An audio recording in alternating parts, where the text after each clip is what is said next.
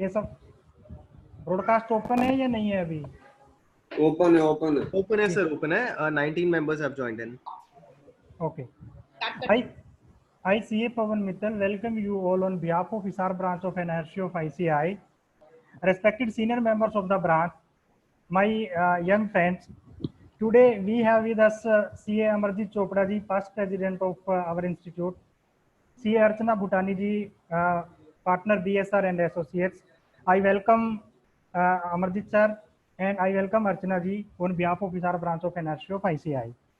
Topic of our webinar of today is impact of COVID-19 on accounts and audit. I welcome our today's guest speaker and legend personality of the profession, C. Amarjit Chopra ji. I also welcome C. Archana Bhutani ji on behalf of the Hisar branch of NRC of ICI. Now I would like to invite C. Asha Jain ji, chairperson of our branch, for her welcome address. Thank you, Pawan ji. Good evening, C. Amarjit Chopra ji, C. Archana Bhutani ji, all the managing committee members and the members present over here. I, C. Asha Jain, chairperson, Hisar branch, extend a warm welcome to C. Amarjit Chopra ji, our beloved past president, and C. Archana Bhutani ji, partner in KPMG, who will be discussing with us an important topic, impact of COVID-19 on accounting and auditing, in a very interesting question answer way. It's an honor for Hisar branch to have with us C. Amarjit Chopra ji, one of the most active past presidents of ICI. Chopra ji needs no introduction to Hisar. However, let me share with you few current details of Chopra ji. Besides being the past president, he is the past chairman of National Committee on Accounting Standards. Presently, he is in the disciplinary committee of ICI. He is a member of committee constituted by Government of India for constitution paper on independence of auditors. He is the chairman of committee which brought CARO 2020. I feel privileged to be here with him today. Thank you so much, Chopra ji, for being with us today, and always thank you, Chopra ji. We also have with us today C. Archana Bhutani ji, partner in BSR and Associates LLP. Archana ji has around 20 years of vast experience relating to technical advice on corporate law, accounting, auditing, and other related matters. Archana ji has been a special invitee, co-opted member of various committees of ICI, such as Accounting Standards, in AS, IFRS Implementation Committee, Expert Advisory Committee, Auditing and Assurance Standards Board. Archana ji has extensive representation in external workshops also. She has also contributed as a specialist editor to the 18th edition of Ramaya. Thank you, Archana ji, for accepting our invitation. Thank you. Now, without taking any further time, I would invite C. Amarjit Chopra ji and C. Archana ji to share their views on this important topic. Over to you, Chopra ji. Thank you, Asha ji, and of course, Adesh ji, the immediate past chairman, and Pawan ji, the secretary, my co-faculty of the day, Archana. मेरे ख्याल में ये कहने की आवश्यकता नहीं है कि कोविड-19 अपने आप में एक महामारी आप कह लीजिए, इसको बीमारी कह लीजिए, जो मर्जी कह सकते हैं इसको, पर कोविड-19 का इम्पैक्ट जो इकोनॉमी पे हो रहा है वो तो हो ही रहा है, इसमें कोई शक नहीं। अर्थव्यवस्था को तो ये छिन्न भिन्न कर ही रहा है किसी ना किसी रूप में, और ये सिर्फ हिंदुस्तान में ही नहीं, वर्ल्ड वाइड इसका पूरा असर देखने को आपको मिल रहा है। आज की डेट में स्थिति ये है कि हम नंबर 4 हो गए वर्ल्ड में जहां तक नंबर ऑफ केसेस का सवाल है। हमने 3 लाख का आंकड़ा क्रॉस कर लिया है जहां तक केसेस का सवाल है। तो ये भी मेरे ख्याल वो दिन दूर नहीं है जब हम नंबर शायद 3 हो जाए, चाहेंगे नहीं हम के हो जाए, but God forbid that, but I don't think that we can stop it because our population is so big, so huge. और जिस तरीके से ये चल रहा है, पर्टिकुलरली महाराष्ट्र में, दिल्ली में, तमिलनाडु में, बाकी स्टेट्स में भी होगा। अब डिक्लेयर्ड है अनडिक्लेयर्ड है, मैं उस बात पे कोई चर्चा इस पे करना नहीं चाह रहा हूँ इस वक्त, परंतु फैक्ट ये है कि दिक्कत तो है, इसमें कोई शक नहीं कि समस्या कोविड-19 की है, पर इस समस्या ने एक जो अच्छी चीज की हमारे साथ, हम घर बैठ के बोल रहे हैं और आप घर बैठ के सुन रहे हैं। आई थिंक ये अपॉर्चुनिटी हमने कभी पहले एक्सप्लोर ही नहीं की। हिसार आने के लिए ये भी होता था कि सेमिनार करना हो 1 घंटे का तो पूरा एक दिन जाता था आने जाने में। हालांकि अब तो कम्यूटिंग जो है वो ज़्यादा अच्छा हो गया, जब से हुडा साहब ने वो बनाया, आपका जो भी कनेक्टिविटी को इम्प्रूव किया है। हालांकि हरियाणा वालों ने उनको समझा नहीं कि उन्होंने इम्प्रूव किया या नहीं किया, पर उन्होंने वो कनेक्टिविटी इम्प्रूव जरूर की। तो उसकी वजह से शायद जहाँ पे पहले 5 घंटे लगते थे या 4.5 घंटे लगते थे, अब 3 घंटे ही लगते हैं आने में जाने में। But at the same time COVID-19 has proved to be a blessing in disguise, very frankly, because it has made us wake up. इसने हमको जगाया है, झकझोरा है और ये कहा है कि भाई आप जो चीज इतना टाइम स्पेंड करके करते थे या इतना पैसा लगा के करते थे, लोग आप भी उनको होटल्स में भी ले जाते थे, आप उनको ब्रांच के ऑफिस में ले जाकर भी खाना पीना भी खिलाते थे, तो कंट्रीब्यूशन भी लेते थे, तो वो बच रहा है आज की डेट में, इसमें भी कोई संदेह नहीं है। हाँ, ये है कि एक जो पर्सनल गेट टुगेदर होता था वो नहीं हो पा रहा। वो मेरा ख्याल आने वाले समय में भी, एक बात मैं आपको बिल्कुल क्लियर कर रहा हूँ, मेरे ख्याल में अब हर फैकल्टी को आदत पड़ गई घर से बैठ के करने की। फैकल्टीज को बुलाना थोड़ा मुश्किल ही हुआ करेगा, वो कहेंगे कि हम घर से बैठ के कर लेंगे, आप ब्रांच में बैठ के अपना गेट टुगेदर करना चाहते हैं आप कर लीजिए, आप स्क्रीन के ऊपर कर लीजिए जो भी आपने करना, but faculties will like to be at home or in the office and then deliver the addresses. That I personally feel is going to be a major change. Unless जिन लोगों ने इलेक्शंस लड़ने हैं वो तो आते जाते हैं, उनमें कोई दिक्कत नहीं है बेसिकली। तो what one will like to say is yes, treat it this adversity also as an opportunity. आज सुबह लुधियाना का भी प्रोग्राम था और मैंने एक बात कही कि जिंदगी में कई चीजें लोग कहते हैं, हमारे बुजुर्ग कहा करते थे कि ऊपर वाला बैलेंस करता है। लोगों में इतना कंपटीशन था, इतना भाग दौड़ थी जिंदगी में, घर वालों के साथ आप बैठ नहीं पाते थे, तो भगवान ने हर एक को वो बैलेंस कर दिया पिछले 3-4 महीने से कि भी घर में भी बैठो और ज्यादा भागने दौड़ने की जरूरत नहीं है। जिसने अपनी सेहत इंप्रूव करनी है वो सेहत इंप्रूव कर ले, होटल्स का खाना छोड़ के घर का खाना खाना शुरू कर दे। तो ये भी कोविड-19 की एक देन है, इसमें ये पॉजिटिव साइड में अगर आप देखें। और कई शहरों की तो हवा इंप्रूव हो गई बेसिकली, जो पहले बिल्कुल पोल्यूटेड होती थी। तो but yes, it's a threat, इसमें कोई शक नहीं। आज जैसे मेरा ख्याल है, मुझे बताया गया कि केजरीवाल साहब ने बोला कि दिल्ली का हर 3rd व्यक्ति जो है वो इन्फेक्टेड है। If that is the case, it's a dangerous phenomenon, क्योंकि बेड तो है नहीं यहाँ पे, सरकार के पास बेड्स तो है नहीं। तो अगर तो माइनर है तो कोई दिक्कत नहीं है, but if it becomes actually it assumes dangerous proportions, तो दिक्कत नेचुरली है उन लोगों को। जहाँ तक आज का टॉपिक है, बात हमने इकोनॉमी से शुरू की थी।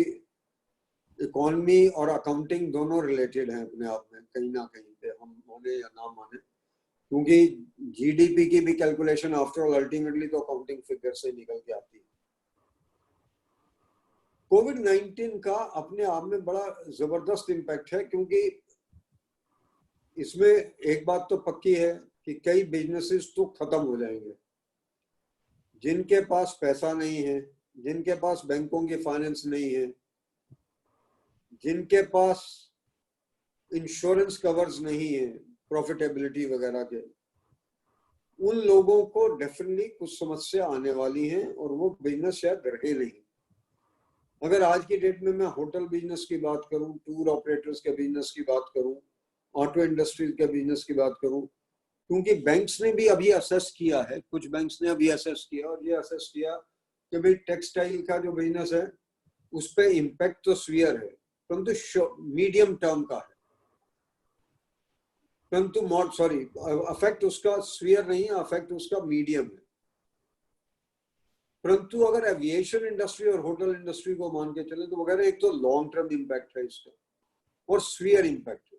इसका मतलब ये है कि कुछ होटल्स बिजनेस के बाहर हो जाएंगे, कुछ टूर ऑपरेटर्स बिजनेस के बाहर हो जाएंगे, कुछ एविएशन कंपनीज, एयरलाइंस की कंपनीज बिजनेस के बाहर हो जाएंगी। मेरा अपना मानना यह है कि 3 इंडस्ट्रीज ठीक चल रही है इस वक्त। एक तो आपकी फार्मास्यूटिकल इंडस्ट्री है, एक आपका पावर जनरेशन या पावर डिस्ट्रीब्यूशन, दोनों ठीक ढंग से चल रही हैं, और एक आपका टेलीकम्युनिकेशन का सिस्टम ठीक चल रहा है। नहीं तो हम शायद जूम के साथ कनेक्टेड ही नहीं होते एक दूसरे के साथ, फॉर दैट मैटर। तो ये जो इंडस्ट्रीज हैं, तो जो जिन इंडस्ट्रीज की मैंने बात की कि उनमें प्रॉब्लम्स आने वाली हैं, मेरा प्रश्न यहीं से अराइज होता है अर्चना के लिए बेसिकली, क्योंकि हम तो जब भी अकाउंटेंसी की बात करते हैं तो AS1 को अगर देखते हैं तो उसमें भी यह है कि भाई अकाउंट जब बनाए जाते हैं तो एक बेसिक प्रिजम्पशन है गोइंग कंसर्न की। और जब हम बात करते हैं SA 570 की, वो भी गोइंग कंसर्न की बात करता है एज एन ऑडिटर। भाई जिसने अकाउंट्स बनाने हैं उसको तो AS1 गवर्न करता है कि भाई आप अपने अकाउंट्स गोइंग कंसर्न के बेसिस पे बनाओगे। अगर आपकी गोइंग कंसर्न है, गोइंग कंसर्न नहीं है तो आपको फिर उसको दूसरे तरीके से अकाउंट्स बनाने पड़ेंगे। और एज एन ऑडिटर मेरी रिस्पॉन्सिबिलिटी जो फिक्स की गई है वो SA 570 के तहत फिक्स की गई है बेसिकली, कि मुझे क्या चेक करना है उसमें। तो इसमें सबसे बड़ा चैलेंज जो मेरे ऊपर आ रहा है as an auditor basically and as an accountant, अगर मैं अकाउंटेंट हूँ, कहीं पे अकाउंट्स डिपार्टमेंट में काम कर रहा हूँ, फाइनेंस डिपार्टमेंट में काम कर रहा हूँ, तो मेरी रिस्पॉन्सिबिलिटी ये देखने की है कि जो मैं अकाउंट्स बना रहा हूँ, क्योंकि आफ्टर ऑल मेरी रिस्पॉन्सिबिलिटी, अगर मैं CFO हूँ किसी कंपनी का तो रिस्पॉन्सिबल मैं की मैनेजरियल पर्सोनल टुडे, और अगर मैं की मैनेजरियल पर्सोनल हूँ तो उसकी ये भी ड्यूटी है कि ये देखना कि अकाउंट्स ठीक बने हैं या नहीं बने, अकाउंटिंग स्टैंडर्ड्स की कंप्लायंस हुई है या नहीं हुई है। अगर वो देख के मुझको चलना है, AS1 का हवाला लेके चलना है, वो तो CFO की रिस्पॉन्सिबिलिटी है। और जब मैं ऑडिट करने जाता हूँ एज एन ऑडिटर तो मेरी रिस्पॉन्सिबिलिटी एज एन ऑडिटर है। तो मैं अर्चना जी से क्वेश्चन यही करना चाह रहा हूँ कि AS1 और SA 570 की मैरिज कैसे हो बेसिकली आज के टाइम पे, वो बहुत जरूरी है। क्योंकि मैनेजमेंट तो ये कहेगी कि मेरी कंसर्न जो है ना वो गोइंग कंसर्न है, कुछ भी कहो आप, मैं नहीं डूबने वाला किसी भी सूरत में, मेरा तो बिजनेस चलता ही रहेगा कुछ भी आप करें। और ऑडिटर को ये लग रहा है ये जितनी प्रोजेक्शंस बना के दे रहा ना ये सब बकवास है, इसमें कुछ है नहीं, दम नहीं है, ये सिर्फ मुझे प्रोजेक्शंस बना के ही दे रहा है। तो इस बात में यहाँ पे एक ऑडिटर की क्या भूमिका होनी चाहिए और एक अकाउंटेंट की भूमिका, दोनों की मैं भूमिका चाहूंगा आपसे अर्चना जानना बेसिकली। आप इंग्लिश में भी जवाब दे सकते हैं अगर हिंदी में ना प्रेफर करें, कोई ऐसी बात नहीं। नहीं, I can do either way, sir. That's a national language.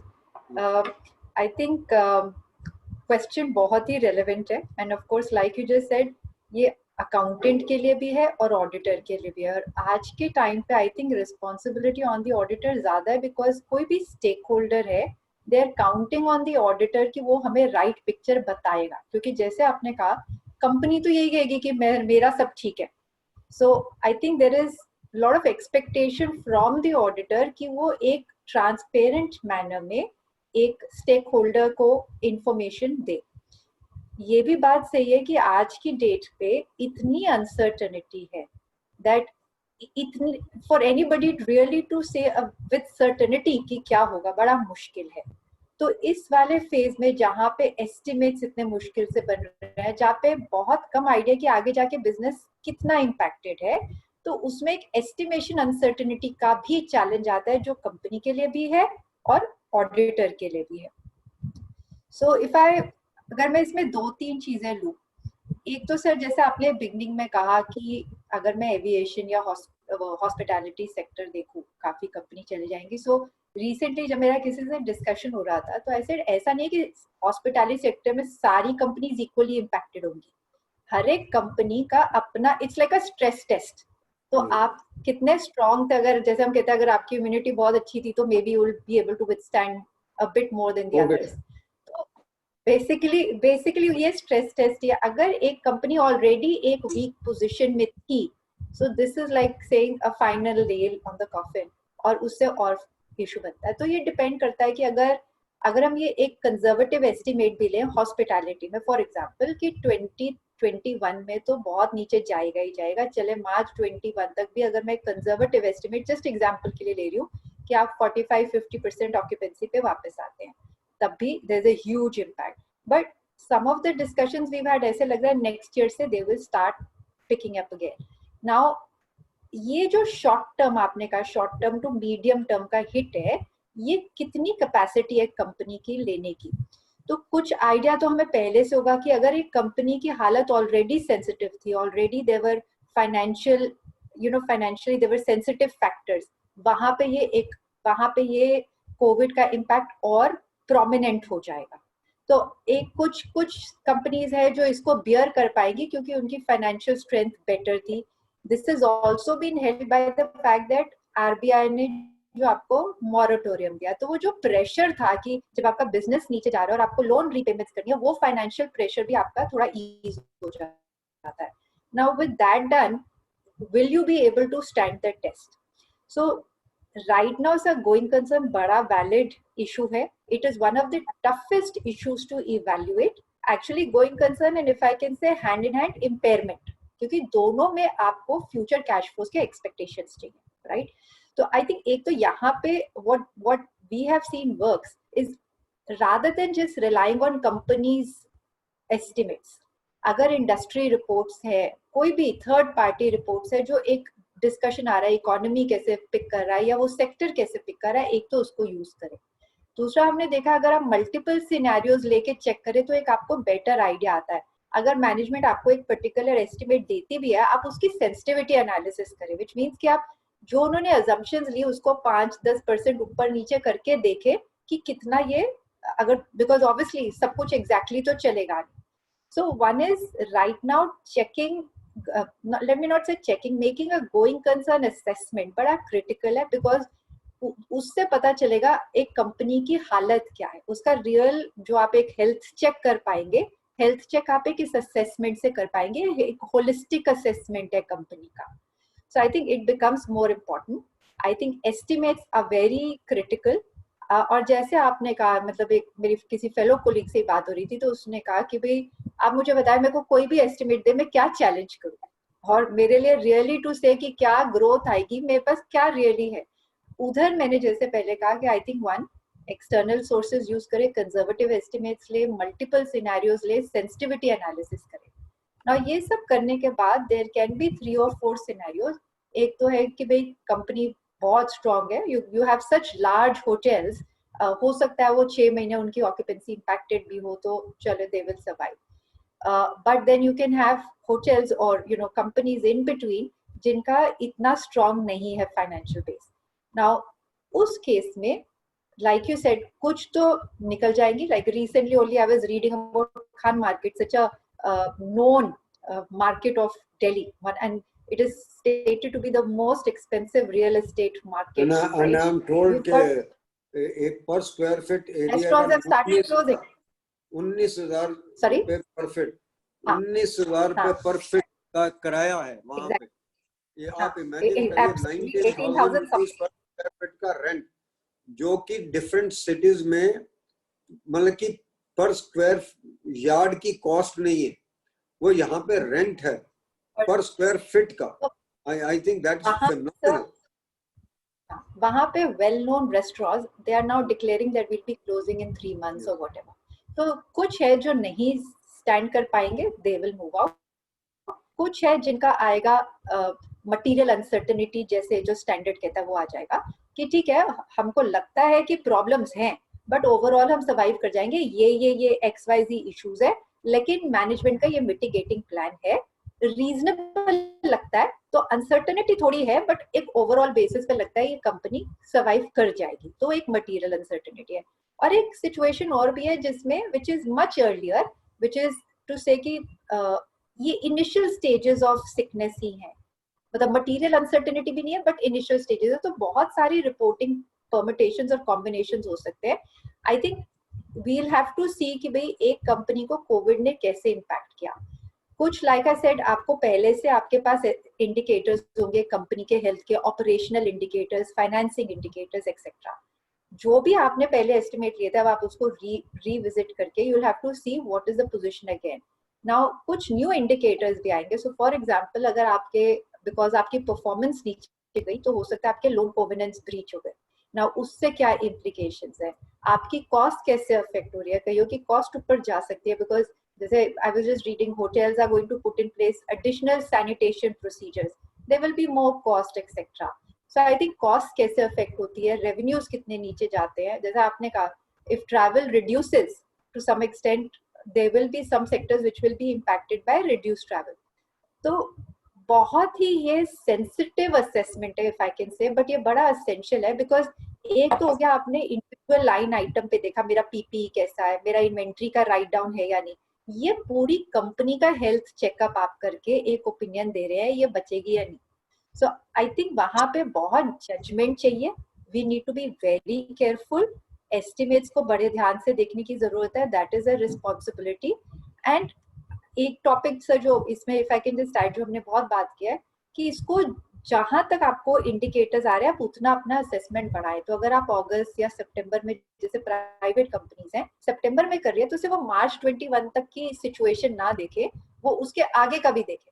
तो अगर आपको लगता है कि अभी जो सिचुएशन चल रही है अभी वीक है कंपनी, तो आप उसका एनालिसिस और एक्सटेंडेड टाइम तक करें.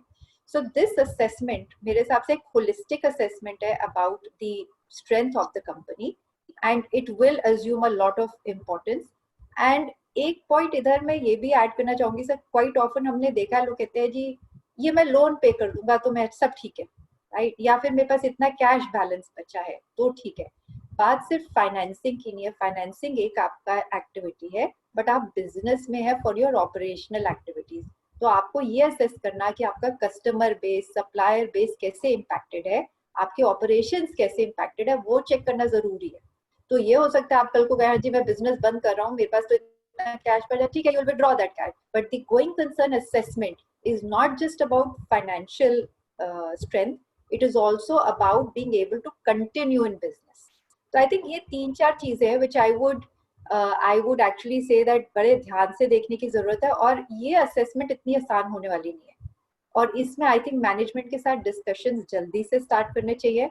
काफी बैक एंड फोर्थ होगा. एज ऑडिटर्स अगर मैं ऑडिटर के एंगल से देखूं, we'll have to be aware, मतलब जैसे जो प्रोफेशनल स्केप्टिसिज्म हम कहते हैं वो एक्सरसाइज करने की जरूरत है. This is some initial comments on जहां तक गोइंग कंसर्न का है. मैं जहां तक आपको समझ पाया अर्चना, आपने ये कहा कि it's all a game of estimates. If you really ask me, judgements होंगी, एस्टिमेट्स होंगे, वो एस्टिमेट्स किस हद तक ठीक है या गलत है अकाउंटेंट बनाएंगे और ऑडिटर्स को चेक करना. और आपने ये भी कहा कि काफी तनातनी रहेगी ऑडिटर और मैनेजमेंट के बीच में. वैसे तो हम तनातनी करते नहीं है मैनेजमेंट के साथ, मेरे ख्याल में हम माने या ना माने हम तनातनी करने के मूड में ही नहीं होते. मेरे ख्याल एक सबसे ज्यादा ऑप्टिमिस्टिक क्लास जो मुझे वर्ल्ड में मिली तो वो चार्टर्ड अकाउंटेंट.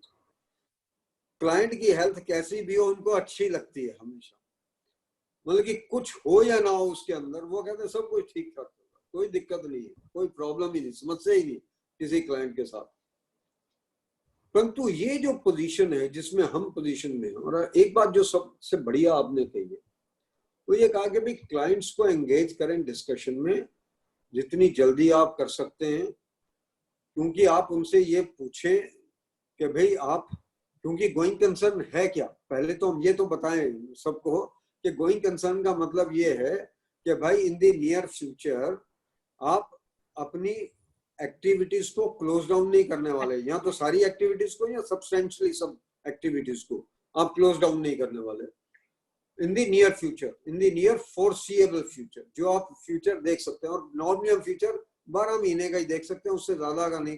परंतु गोइंग कंसर्न के स्टैंडर्ड में ये कह दिया गया कि आप जब देखें उसकी कंपनी के बारे में तो सिर्फ 12 महीने का ना देखें, आप उससे अगले साल का भी देख सकें बेसिकली. तो आप उसको उसके 12 महीने से बियॉन्ड भी उसके बिजनेस की क्या पोजीशन होगी वो भी देख सकते हैं. मैं ये सब बातें इसलिए कह रहा हूं क्योंकि जब आप स्टार्टअप्स के बारे में अकाउंट्स को ऑडिट करते हैं तो स्टार्टअप का तो पहले साल में तो कुछ होता ही नहीं, there is nothing very frankly. और अगर मैं स्टार्टअप में गोइंग कंसर्न लगाना शुरू कर दूं तो फर्स्ट ईयर में ही बंद है, सीधी सी बात ये। स्टार्टअप्स के केस में मैं हमेशा देखता हूं कि आज से 3 साल बाद 4 साल बाद ये क्या बना पाएगा और उसकी वैल्यूएशंस क्या होंगी, उसकी इंपेयरमेंट भी मैं उसी तरीके से देखता हूं बेसिकली।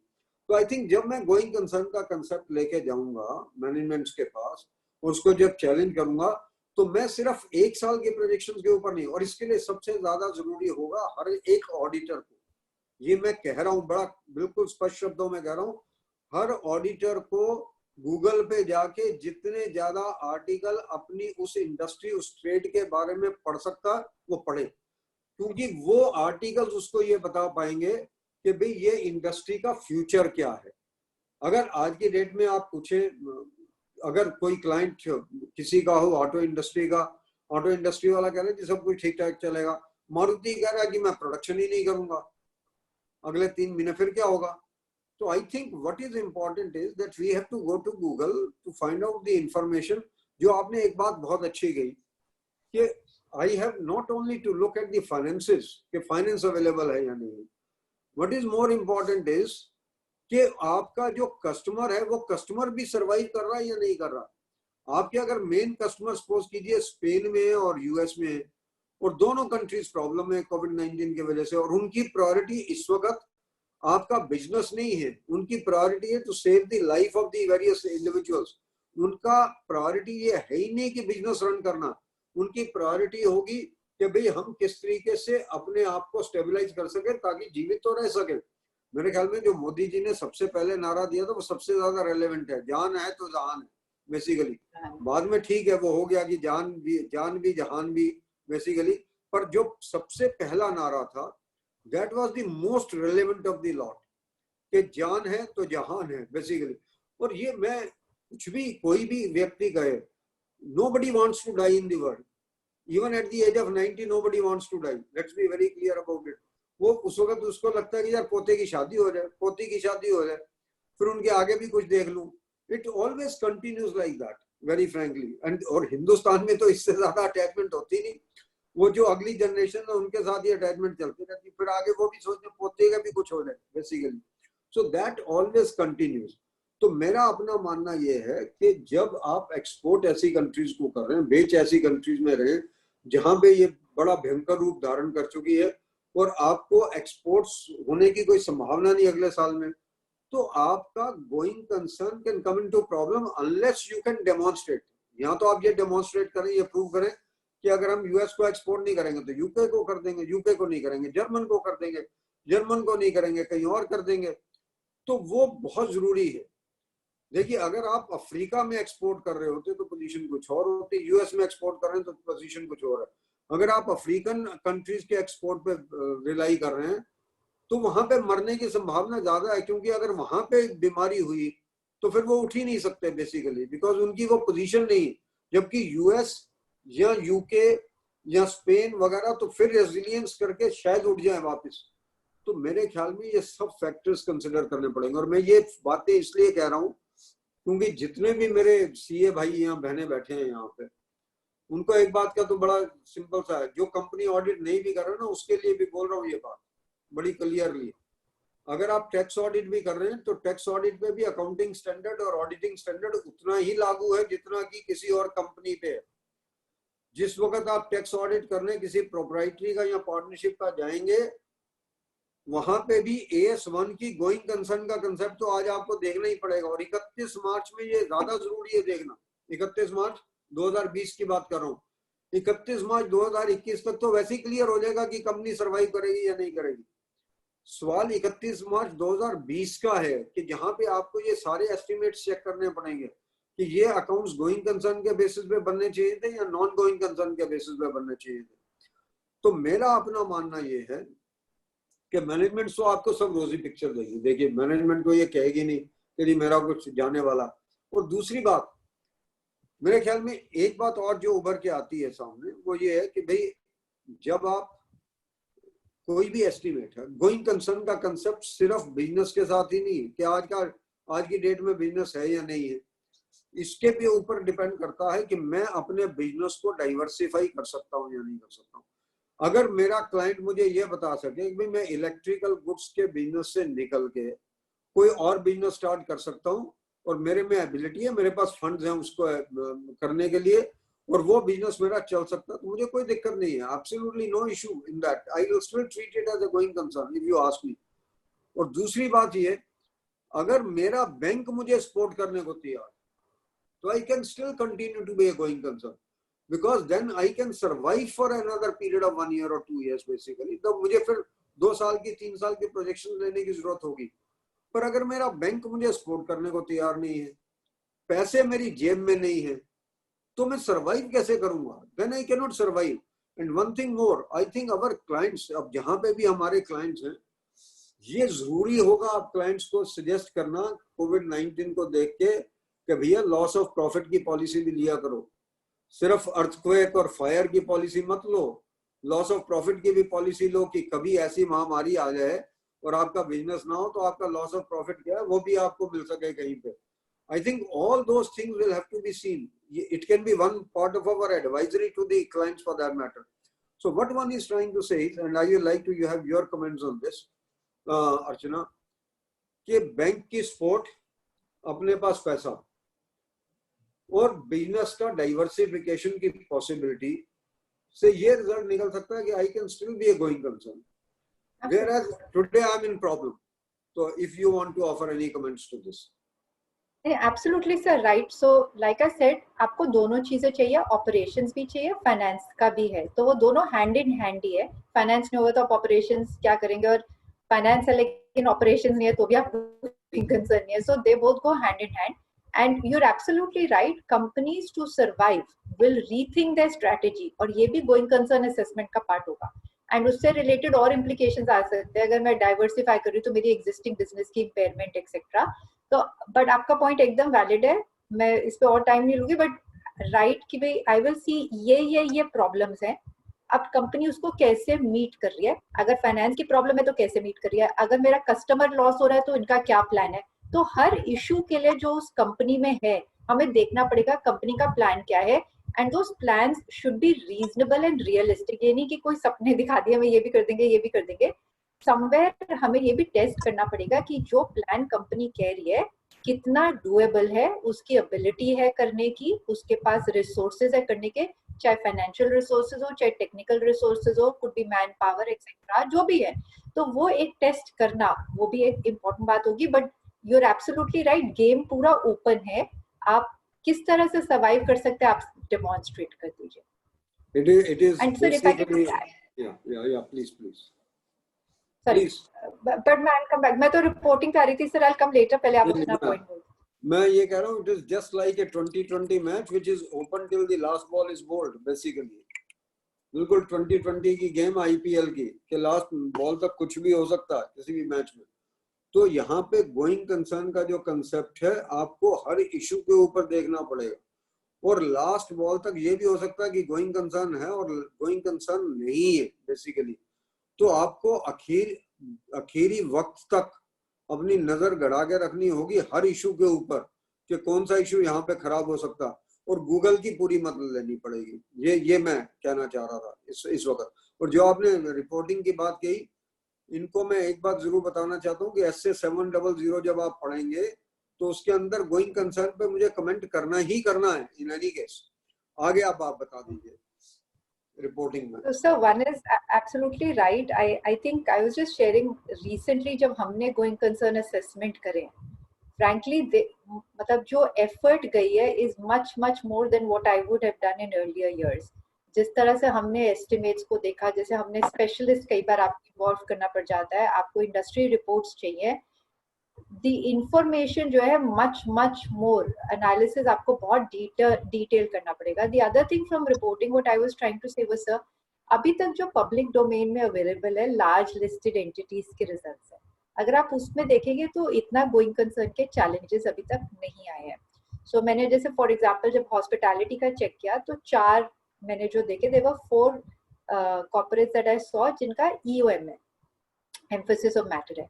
Now, मेरा वरी ये है, but let me not say worry, this is what I would like to request कि the risk can be more on small and medium companies. Yes. तो ये ना हो कि लोग सोचे जी इतने बड़ी बड़ी लिस्टेड एंटिटीज में एम्फेसिस है तो हम भी एम्फेसिस ऑफ मैटर देते। कई बार ये टेंडेंसी होती है कि आप देखते हैं कि पब्लिक डोमेन में क्या अवेलेबल है, अच्छा वो भी दे रहा है जी, एम्फेसिस ऑफ मैटर दे रहे, गोइंग कंसर्न का दे दे।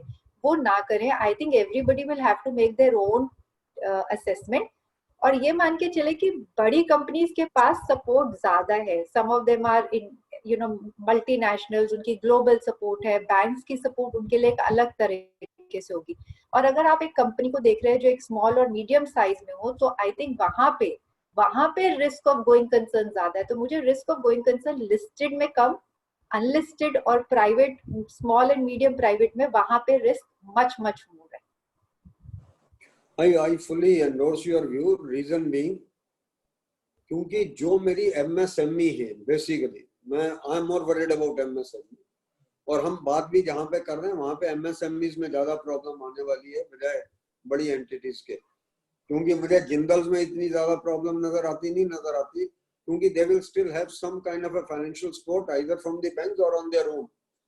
पर जो वहाँ की MSME जो उनको सप्लाई कर रहे हैं, क्योंकि अगर जिंदल्स की प्रोडक्शन कट होती है तो whether this MSME will be able to survive or not, that's a big question at the end of the day. और MSME के पास अपनी wherewithal है to survive or not, that's a basic question. तो MSME में actual में ये problem going concern की ज्यादा आने वाली है। इसलिए मैं जब हिसार के लोगों से बात कर रहा हूँ, हिसार की ब्रांच के लोगों से बात कर रहा हूँ, तो मैं उनको ये कहूंगा कि आप गोइंग कंसर्न के प्रति बिल्कुल भी वो नहीं हो, आपको सजग रहना पड़ेगा। आप कंप्लेसेंट नहीं हो सकते उसमें किसी भी तरीके से, आपको बिल्कुल सजग होकर काम करना पड़ेगा और ये मान के काम करना पड़ेगा कि इसमें गोइंग कंसर्न का इशू हो सकता है। आपके माइंड में ज्यादा प्रोफेशनल स्केप्टिसिज्म होनी चाहिए, ज्यादा डाउट अराइज होने चाहिए जहां तक गोइंग कंसर्न का सवाल है, जब आप MSMEs के साथ डील कर रहे हैं। और एक चीज और सर, जो हम टिपिकली काफी बार पहले भी बात कर चुके हैं, बट आई थिंक यहाँ पे भी रिआइट्रेट करने के लिए, जब मैनेजमेंट से डिस्कशन हो तो आई थिंक एक ये जैसे आप गोइंग कंसर्न का टॉपिक का नाम लेते हैं ना, तो सब लोग बड़ा नेगेटिव वे से देखते हैं। तो आई थिंक हमें ये भी बोलना है कि हम जब गोइंग कंसर्न का कमेंट कर रहे हैं, हम नेसेसरली ये नहीं कह रहे हैं बंद हो जाएंगे। हम देर बहुत सारी स्टेजेस होती है, तो हो सकता है कि मोस्ट ऑफ द कंपनीज उस स्टेज में जिसमें हमें सिर्फ अपने ऑडिट रिपोर्ट में या नोट्स में उनकी सिर्फ प्रॉब्लम्स और उनका मिटिगेटिंग प्लान क्या वो हाईलाइट करना है, एक बताना है अनसर्टेनिटी है।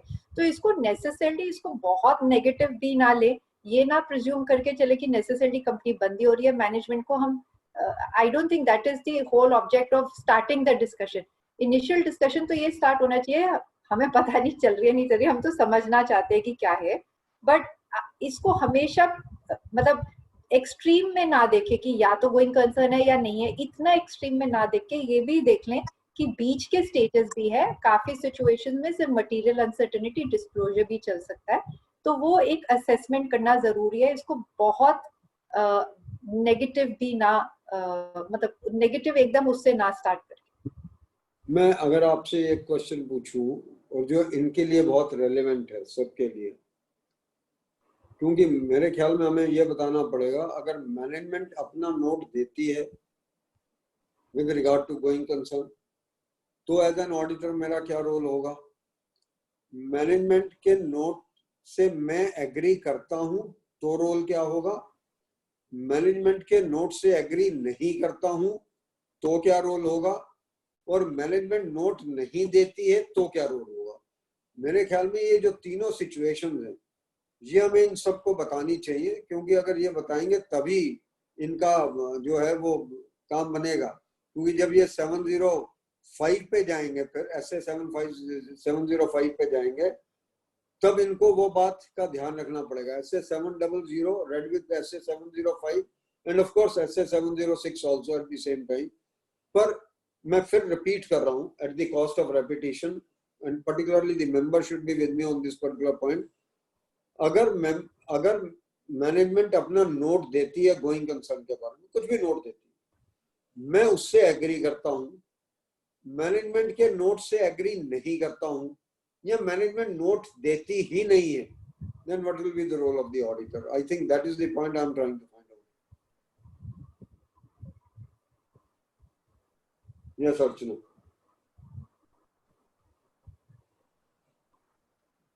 क्या हुआ, बंद हो गया? I think there is some connectivity issue.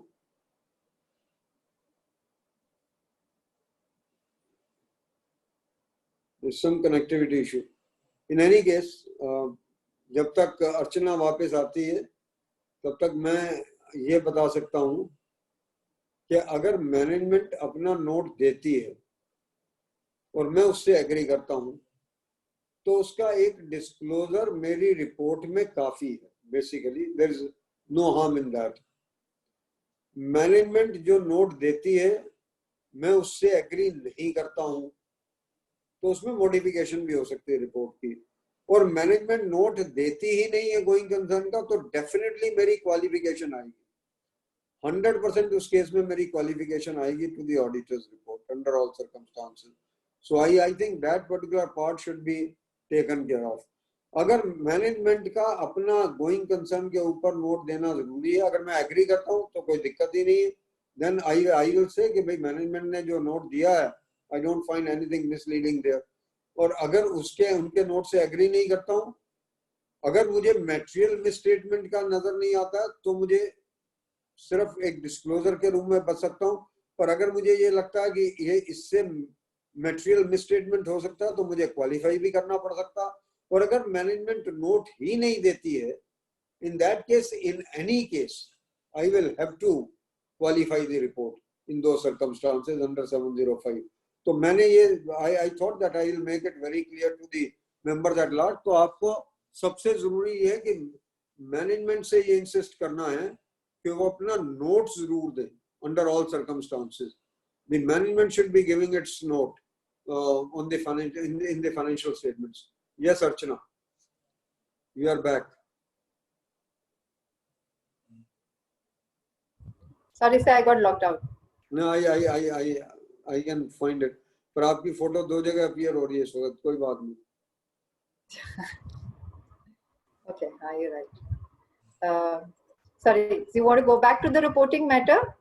हाँ, मैंने आंसर किया, but they will like to hear from you also all the three situations. No issue. क्योंकि मैं आपके behalf पे आंसर नहीं कर सकता ना. You should answer on your behalf. Okay. Then again So, you have. if I got the question,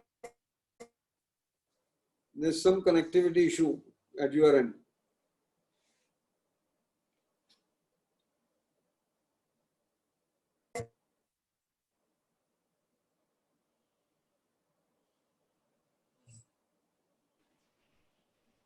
फिर से डिस्कनेक्ट हो गई ना, लग रहा है अर्चना जी. हाँ, यही लग रहा मुझे. I think she has logged out again. वो वहाँ पे कुछ मुझे लग रहा है उनके यहाँ पे कनेक्टिविटी का इशू आ रहा है. Anyway, I will go on. मैंने जो बताना वो जब वापस आएंगी तो फिर उनसे पूछ लेंगे. कोई बात नहीं. जो सेकंड मोस्ट इम्पोर्टेंट इशू आ रहा है कोविड-19 का उभर के, अगर गोइंग कंसर्न के ऊपर किसी का कोई भी क्वेश्चन हो तो पूछ लीजिए, कोई दिक्कत नहीं है. अभी यहाँ तो चैट बॉक्स में डाल दीजिए, क्वेश्चन आंसर में डाल दीजिए. हाँ अर्चना, I think आपका क्वेश्चन होगा. हाँ अर्चना, आप अनम्यूट करो अपने आप को. अर्चना, सॉरी. So sir, reporting के एंगल से I think आपका पॉइंट वैलिड है. और एक आध पॉइंट है which I would like to reiterate also, because मेरे को लगता है वहाँ पे काफी लोगों ने स्टैंडर्ड कई बार उस एस्पेक्ट को मिस करा. So one is first thing is company has to make the disclosure. एक तो ये याद करना रखना जरूरी है कि auditor cannot be the generator of first information. मैं information company के बारे में नहीं दे सकती. Company has to first give. मैं उस पे ओपिनियन देती हूँ. ऐसा नहीं हो सकता कि कंपनी तो अपनी स्टोरी ना बताए और मैं सारा उनका जो है सब लिख दूँ. वो that would not be correct because confidentiality, and secondly मैं मैनेजमेंट नहीं. तो मैनेजमेंट को पहले अपना नोट देना बहुत जरूरी है. अब ये भी सब बड़े सिचुएशंस हो सकते हैं कि आप गोइंग कंसर्न के कौन से असेसमेंट में थे. अगर मैं मान के चलूँ अभी जिस डिस्कशन के लिए कि मटीरियल अनसर्टेनिटी है, तो एक तो मैनेजमेंट भी अपना नोट दे. मैनेजमेंट अपने नोट में पूरी बताए कि क्या सिचुएशन है. और अगर आप स्टैंडर्ड देखेंगे, स्टैंडर्ड कहता है कि management should state there is material uncertainty. वो कहता है कि ये वर्ड यूज करे और लिखे कि भाई there is uncertainty regarding whether it will be able to realize its assets, discharge its obligations. तो ये मैनेजमेंट के लिए कहना जरूरी है, क्योंकि कई बार हमने देखा मैनेजमेंट कहते हैं हाँ हाँ हम बता देंगे ये चीजें और हम ये कर रहे हैं. हमने कहा लेकिन आप अपनी ओवरऑल असेसमेंट तो दीजिए, बिकॉज जैसे आपने कहा कि मेरा और मैनेजमेंट का अग्रीमेंट है या डिसएग्रीमेंट है, कैसे पता चलेगा? हो सकता है मैं कहूँ मैं अनसर्टेनिटी कह रही हूँ और मैनेजमेंट कह रही है अनसर्टेनिटी नहीं है, तो दैट इज अ डिसएग्रीमेंट. इसलिए मैनेजमेंट को फर्स्ट अपने नोट में कहना जरूरी है कि देयर इज मटीरियल अनसर्टेनिटी, ये स्टैंडर्ड की रिक्वायरमेंट है. वो कहती है आप अपनी सिचुएशन डिस्क्राइब करें, फिर अगर डिस्क्लोजर एडिक्वेट है तो ऑडिटर जो है मटीरियल अनसर्टेनिटी पैराग्राफ देता है. नाउ अगर आप देखेंगे सर, बड़ा इंट्यूटिवली कोई कह सकता है एक साइड से तो आप कह रहे हैं जी मटीरियल अनसर्टेनिटी, यानी कहीं ना कहीं कुछ डाउट है कि ये गोइंग कंसर्न होगा नहीं, ठीक है, होगा या नहीं होगा, लेकिन तब भी आप एक क्लीन ओपिनियन देते हैं. तो फर्स्ट ऑफ ऑल ये बड़ा इंटरेस्टिंग है स्टैंडर्ड का कि material uncertainty is not a modification. आपकी रिपोर्ट तब भी क्लीन मानी जाती है. जब इससे पहले सर जब ऐसे 570 प्री रिवाइज था, हो सकता था material uncertainty could have been somewhat a qualification. तो ये बड़ा इंटरेस्टिंग है कि इन्होंने इसको क्वालिफिकेशन नहीं माना, सिर्फ एक पैराग्राफ है जो सेपरेटली आएगा. तो अगर आप ये देखें बड़ा इन सिंपल टर्म्स, एक तो हम कहते हैं ना इसे 706 में एम्फेसिस ऑफ मैटर है, ये स्पेशलाइज्ड एम्फेसिस ऑफ मैटर है. तो ये दूसरे ईएम्स की तरह ना आके जो बाद में आते हैं, ये आपके ओपिनियन पैराग्राफ के साथ आता है. So in a way this is because it is not a qualification etc, it is nothing but an emphasis of matter paragraph, but it is a specialized emphasis matter paragraph जो एक अलग से आता है, उसका टाइटल भी material uncertainty है. तो ये इतना स्पेशल एम्फेसिस रिक्वायर करता है कि इसको एक अलग से रिपोर्टिंग दी गई है. नाउ अगर मैनेजमेंट और आप दोनों अग्री करते हैं कि मटीरियल अनसर्टेनिटी है, मैनेजमेंट का नोट एडिक्वेट है, तो आप भी मटीरियल अनसर्टेनिटी दे सकते हैं. अगर मैनेजमेंट का नोट एडिक्वेट नहीं है तो आपको मॉडिफिकेशन करनी पड़ जाएगी, एंड दैट कैन बी, वो देखने वाली बात है कि आप क्वालिफाई करेंगे, एडवर्स करेंगे, क्या करेंगे. तो एडवर्स तो नहीं करेंगे क्योंकि चले आप भी गोइंग कंसर्न अप्रोप्रिएट ही कह रहे हैं, तो आपका क्वालिफिकेशन आ जाता है. The other is material uncertainty ना लेके एक सिचुएशन जो स्टैंडर्ड एक और सिचुएशन डिस्कस करता है, वो कहता है close call situation. Close call क्या है sir? Close call is nothing, it's like saying हाँ हमें कुछ आया था नजर, कोई चीज ऐसी थी जिसमें प्रॉब्लम थी, हमने उसको इवैल्यूएट करा, लेकिन फिर हमने ये भी कंक्लूड किया कि मटीरियल अनसर्टेनिटी भी नहीं है, गोइंग कंसर्न तो दूर, मटीरियल अनसर्टेनिटी भी नहीं है. तो ये एक उससे की नीचे सिचुएशन है. उस केस में मैनेजमेंट को तब भी नोट्स, एडिक्वेट नोट्स देने हैं कि वो क्लोज कॉल की ऐसे क्या था वो उसको डिस्क्राइब करने की जरूरत है, स्टैंडर्ड की रिक्वायरमेंट है. जहां तक क्लोज कॉल का सिचुएशन है, ऑडिटर की रिपोर्ट में हो सकता है आप एक एम्फेसिस ऑफ मैटर दे, हो सकता है आप ना दे, कुछ जरूरी नहीं है, वो एक जजमेंट है. सो आई विल रिपीट, अगर क्लोज कॉल है तो मैनेजमेंट को तो हर सिचुएशन में सर नोट देना है. क्लोज कॉल में एज एन ऑडिटर मैं देखूंगी मुझे एम्फेसिस ऑफ मैटर देना है या नहीं. अगर मटीरियल अनसर्टेनिटी है तो एक अलग से पैराग्राफ ऑन मटीरियल अनसर्टेनिटी आएगा ही आएगा, और अगर गोइंग कंसर्न नहीं है तो फिर आप लिक्विडेशन बेसिस पे बनाएंगे. तो मोटा मोटा ये अगर मैं देखूं ये 3 सिनेरियो है. But if the management does not give the note, मैंने जैसे वही कहा, अगर मटीरियल अनसर्टेनिटी वगैरह में इनएडिक्वेट या देते नहीं है तो then it's a disagreement, then आपको मॉडिफाई करना पड़ता है अपना रिपोर्ट. तो फर्स्ट ऑफ ऑल मैनेजमेंट को अपना असेसमेंट देना जरूरी है, फिर ऑडिटर उस हिसाब से अगर एडिक्वेट नोट है तो ऑडिटर करेगा. और ये थोड़ा ध्यान रखे कि मटीरियल अनसर्टेनिटी स्टैंडर्ड कहता है कि मैनेजमेंट भी कॉल आउट करे, नहीं तो रीडर को क्या पता चलेगा, आपने पूरी स्टोरी तो लिख दी कि सिचुएशन कहाँ की है, तो वो आप भी मटीरियल अनसर्टेनिटी पैराग्राफ कहेंगे और मैनेजमेंट भी. और अगर क्लोज कॉल है तो दिस इज लिस्टेड कंपनीज में सर एक और एस्पेक्ट आता है. लिस्टेड एंटिटीज में एक की ऑडिट मैटर पैराग्राफ भी है. नाउ टिपिकली वो अगर आप मटीरियल अनसर्टेनिटी में जा रहे हैं तो वो कैम मतलब आप उसको कैम में तो नहीं लेके जाएंगे, वो तो मटीरियल अनसर्टेनिटी रहेगा. तो अगर आपकी क्लोज कॉल है उसको आप देख सकते हैं, अगर आप लिस्टेड एंटिटी है कि एम्फेसिस ऑफ मैटर की जगह आपको अगर की ऑडिट मैटर रिपोर्ट करना है तो वहां पे भी रिपोर्ट किया जा सकता है. there are 2 questions from Yogendra Jain. Actually, I've gone into the chat box on this going concern, so I would like to finish off here the going concern part.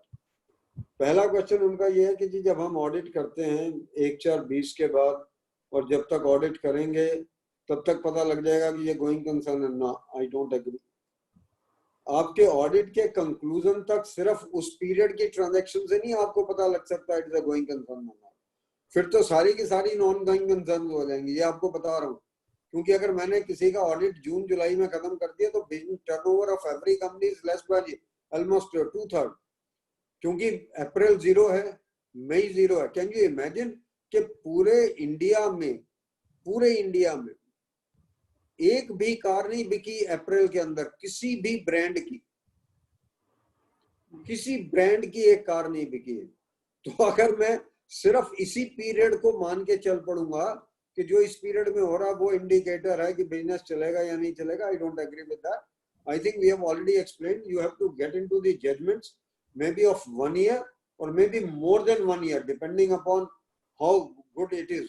क्योंकि अगर मैं आज एक बड़े होटल का, जो अगर मैं आज ओबेरॉय वालों का लेके चलूं, तो ओबेरॉय को अगर मैं सिर्फ इस साल की ऑक्यूपेंसी से लेके चलूं तो ठीक नहीं है ना, क्योंकि ओबेरॉय के पास स्ट्रेंथ है अपनी to carry on for a period of 1 year. मैं ये जानना चाहूंगा कि वो अगले साल, उसके अगले साल कंटिन्यू कर सकेंगे या नहीं कर सकेंगे। आई think that's very important.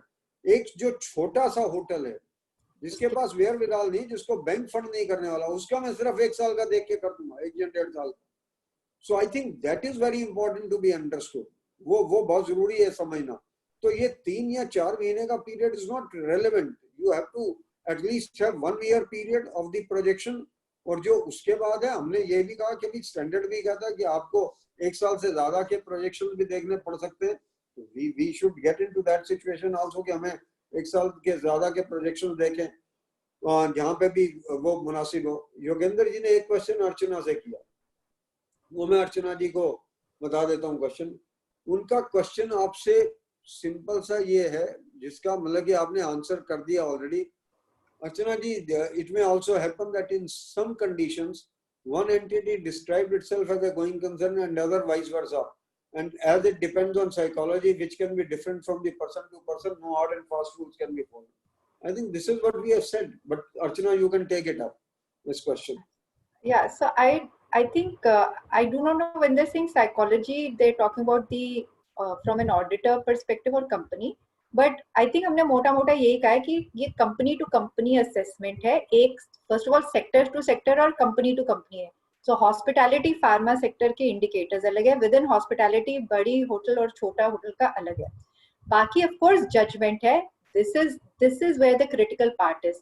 Now हमें एक फेयर असेसमेंट करना है एंड हमें ये भी बहुत रिस्पॉन्सिबली देखना है कि भाई हमारी जजमेंट्स कितनी बैलेंस्ड है। तभी मैंने कहा कि आप मैनेजमेंट एस्टिमेट पे सिर्फ ना रिलाई करें, आप थर्ड पार्टी एस्टिमेट्स लें। अगर थर्ड पार्टी एस्टिमेट्स लेंगे तो चांसेस आर कि 2 या 3 लोग जो सेम मतलब somehow they will come to somewhat a similar answer। Secondly मैंने कहा कि आप सेंसिटिविटी एनालिसिस करें।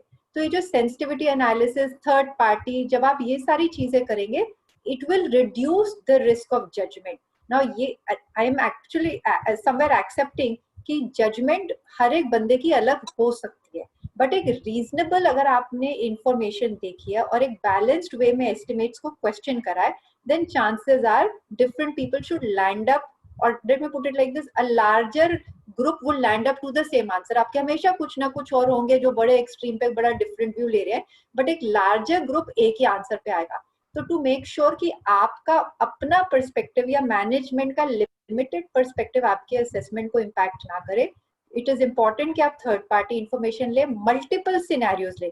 अगर मैनेजमेंट को, जैसे फॉर एग्जांपल होटल्स में अभी नहीं पता हमें कि how does it pick up, आप 3 सिचुएशन ले सकते हैं कि अच्छा जी दिसंबर में मुझे लगता है ऑक्यूपेंसी 50% हो जाएगी, एक आप ले सकते हैं 40, एक आप ले सकते हैं 70।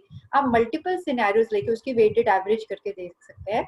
सिमिलरली जैसे मैंने कहा, आप सेंसिटिविटी एनालिसिस करें। जब आप इस तरह से करेंगे तो जो आपका जजमेंट का जो भी मतलब जो जजमेंट के अंदर लैप्सेस है वो कवर होने के ज्यादा चांसेस है। So you can reduce the risk of an incorrect judgement by doing these things.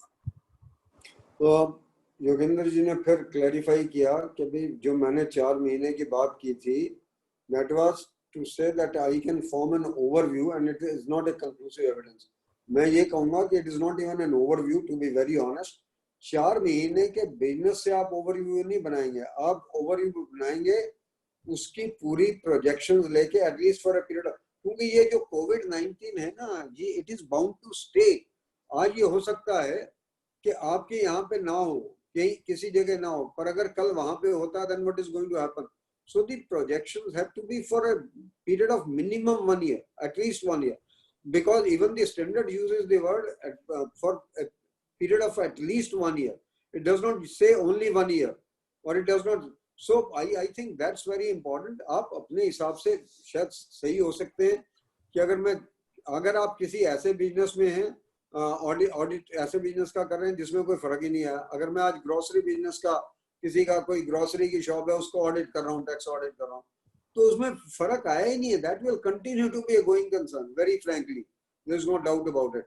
पर अगर मैं किसी ऐसे चीज का ऑडिट कर रहा हूँ जिसकी सेल्स में ड्रॉप भी हुआ होगा और जिसकी सेल्स में ड्रॉप होने की आशंका हो, उस केस की बात मैं कर रहा हूँ. I think that's all I will like to conclude. I think the only thing these 3 or 4 months can help you get कि प्रॉब्लम्स कहाँ आ रही है. सो लेट्स से अगर प्रॉब्लम मुझे फाइनेंसिंग में आ रही है, मेरे कस्टमर्स में आ रही है, कितनी डेप्थ में आ रही है, मुझे कितना मिटिगेटिंग चाहिए, तो आपको कुछ ये 3-4 मंथ्स में देखना पड़ेगा कि इश्यूज क्या क्या है. तो ये 3-4 महीने की ऑपरेशंस आपको इशू समझने में हेल्प करेगी, बट मिटिगेटिंग फैक्टर्स के लिए आपको एक्सटेंडेड पीरियड तक देखना पड़ेगा.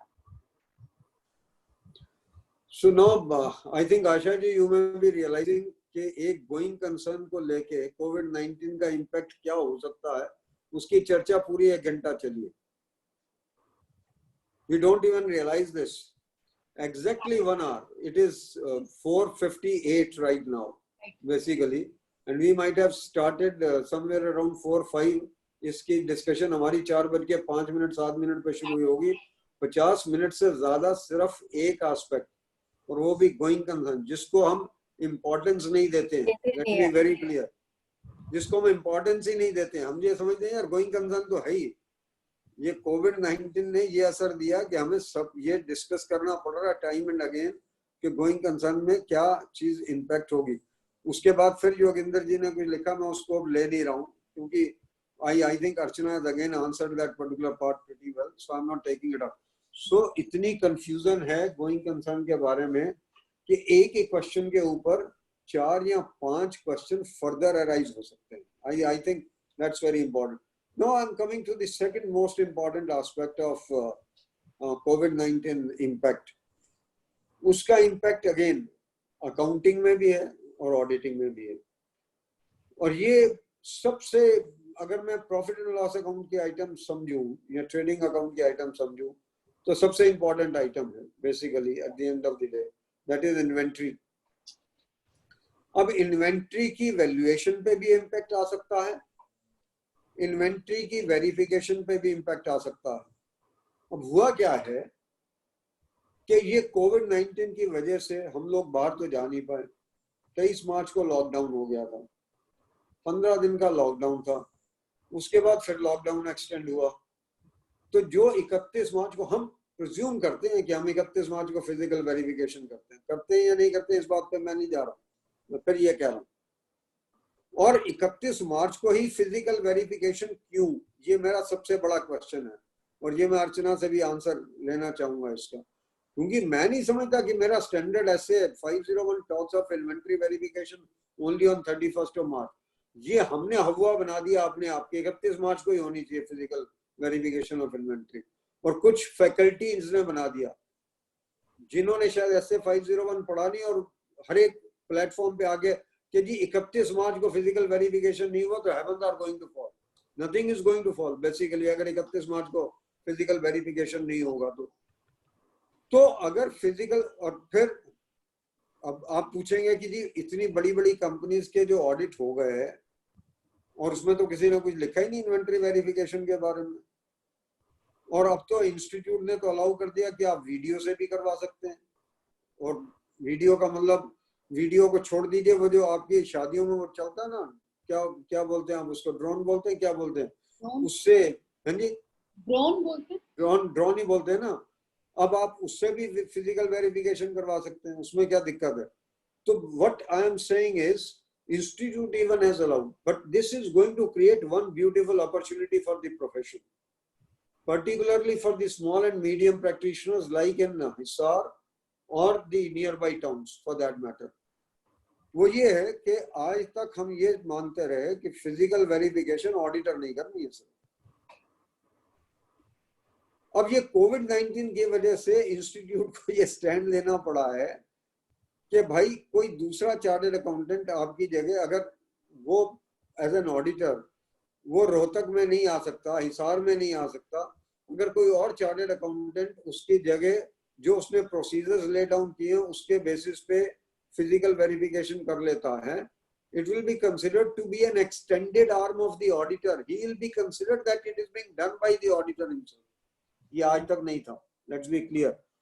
तो कोविड-19 ने, और ये मेरा अपना मानना है, I may be proved wrong in the years to come, मेरा अपना मानना ये है कि now this particular, क्योंकि एक बार इंस्टीट्यूट ने अगर प्रोनाउंस कर दिया तो कोविड-19 हो या ना कोविड-19 हो, आपको ये तो अब आप ये चेंज नहीं कर सकते now that in the next year this person will not be an extended arm of the auditor. You can't say that.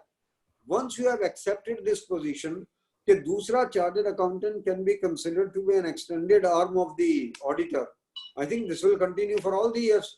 तो जो व्यक्ति, जो इंडस्ट्री आपके यहाँ पे है, हिसार में है या उसके नियर बाई एरियाज में, रोहतक में या और इंडस्ट्रियल एरियाज जितने आपके यहाँ बने हैं, उनके ऑडिटर्स हो सकता है बाहर के हो और उन्होंने फिजिकल वेरिफिकेशन करवानी हो, वो फिजिकल वेरिफिकेशन मोस्टली आपसे भी करवा सकते हैं, किसी और चार्टर्ड अकाउंटेंट से करवा सकते हैं, laying down their own procedure.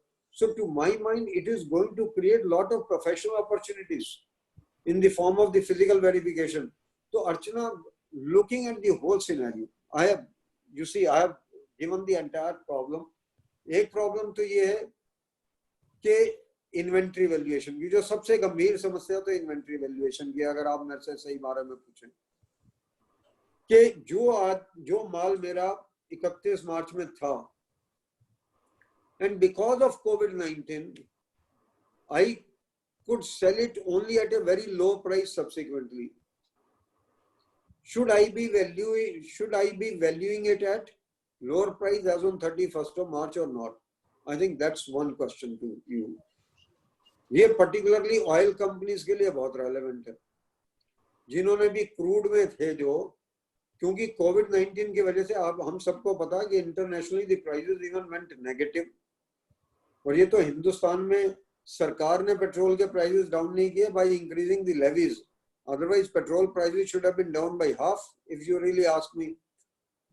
तो उन सर्कमस्टांसेस में रियलाइजेबिलिटी का क्या होगा, क्योंकि कई ऐसे एक्सपोर्टर्स हैं, लार्ज नंबर जिन्होंने ऑर्डर्स लिए हुए थे, ऑर्डर्स कैंसिल हो गए.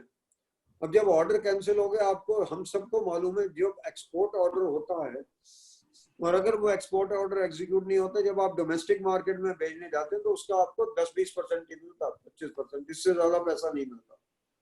अगर 31 मार्च को वो माल पड़ा था और एक्सपोर्ट ऑर्डर कैंसिल हो गया because of covid, how we are going to value that inventory?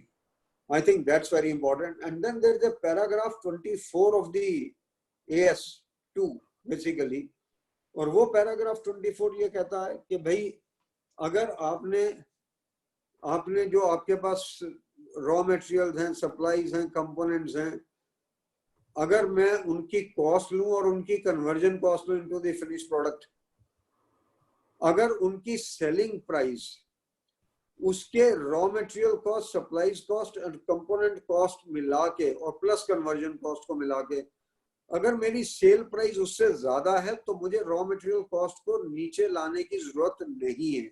Let's be clear on that particular point. पर अगर मेरी सेलिंग प्राइस उस टोटल कॉस्ट से कम है, that is the cost of the material plus the conversion cost, in that case I have to write down even the values of the raw materials. ये कोविड-19 के चलते होने वाला है, फिनिश्ड गुड्स में भी होने वाला है और ये होने वाला है even in respect of the raw materials and components also. और दूसरी मैंने इशू आपको बताया with regard to the physical verification of the inventory. How do you really look at all these issues, Archana? So sir, I think points जो आपने बताया और somewhere answer उसी के अंदर भी है. दोनों पॉइंट्स बहुत ही वैलिड है and like you said inventory is it's a very significant item. अगर आप P&L देखें या balance sheet, so first of all I think the standard बड़ा क्लियर है कि अगर आपकी पोस्ट बैलेंस शीट आप जब पोस्ट बैलेंस शीट इवेंट्स देखते हैं और मार्केट प्राइसेस नीचे आ रहे हैं, तो नेट रियलाइजेबल वैल्यू अगर नीचे आ रही है, तो आप to the extent it is conforming the condition existing on the balance sheet, you take that into account. यहाँ पे clearly Covid was there on 31st of March, उसके कारण जो प्राइसेस डिप्रेस हुए हैं, अगर आपका अल्टीमेटली आपकी inventory let's say carrying value आपकी कॉस्ट पे थी, 100 रुपए का आपका आइटम था, अगर आपको पता आप रियलाइज ही 90 करेंगे, तो द स्टैंडर्ड ऑब्वियसली रिक्वायर्स अपना ये जो आपका 10 का अनअवॉइडेबल लॉस है इन अ वे, आप इसको आप आज रिकग्नाइज करिए। तो आई थिंक ये पॉइंट बड़ा करेक्ट है और लोगों को ध्यान में रखना चाहिए कि अगर एनआरवी जिस इंडस्ट्री में आप हैं, अगर एनआरवी नीचे गया है और अब बाय जून अगर आप देख रहे हैं, आपको पता है कितनी इन्वेंट्री तो अप्रैल में जून में निकली होगी, अगर अप्रैल में बंद भी थी तो बाय मई जो आपका स्लोली रीओपन हुआ, मई जून में किस प्राइसेस पे बिक रहा है, that will give you an idea.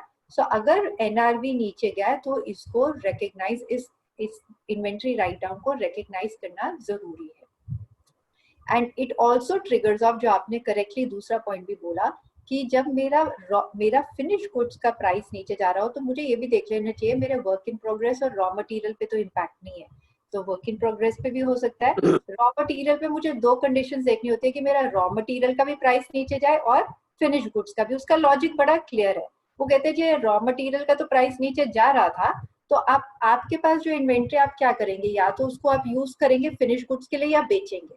तो लेकिन अगर रॉ मटेरियल का प्राइस भी नीचे चला गया और फिनिश गुड्स का भी, तो वो कह रहे हैं आप दोनों रास्ते से जब भी अपना रॉ मटेरियल यूज करेंगे आपका लॉस होना ही होना है। सो दैट इज व्हाई दे से रॉ मटेरियल को आप तब भी राइट डाउन करें जब रॉ मटेरियल भी नीचे गया, फिनिश गुड्स भी, विच मीन्स कि आप दोनों रास्तों से अपना लॉस अवॉइड नहीं कर पाएंगे, तो वहां पे वो देख लीजिए। सो आई थिंक हमें अगर रॉ मटेरियल अगर फिनिश गुड्स प्राइस नीचे जा रहा है तो not just finish goods, work in progress और रॉ मटेरियल प्राइस तक का भी देखना बहुत जरूरी है।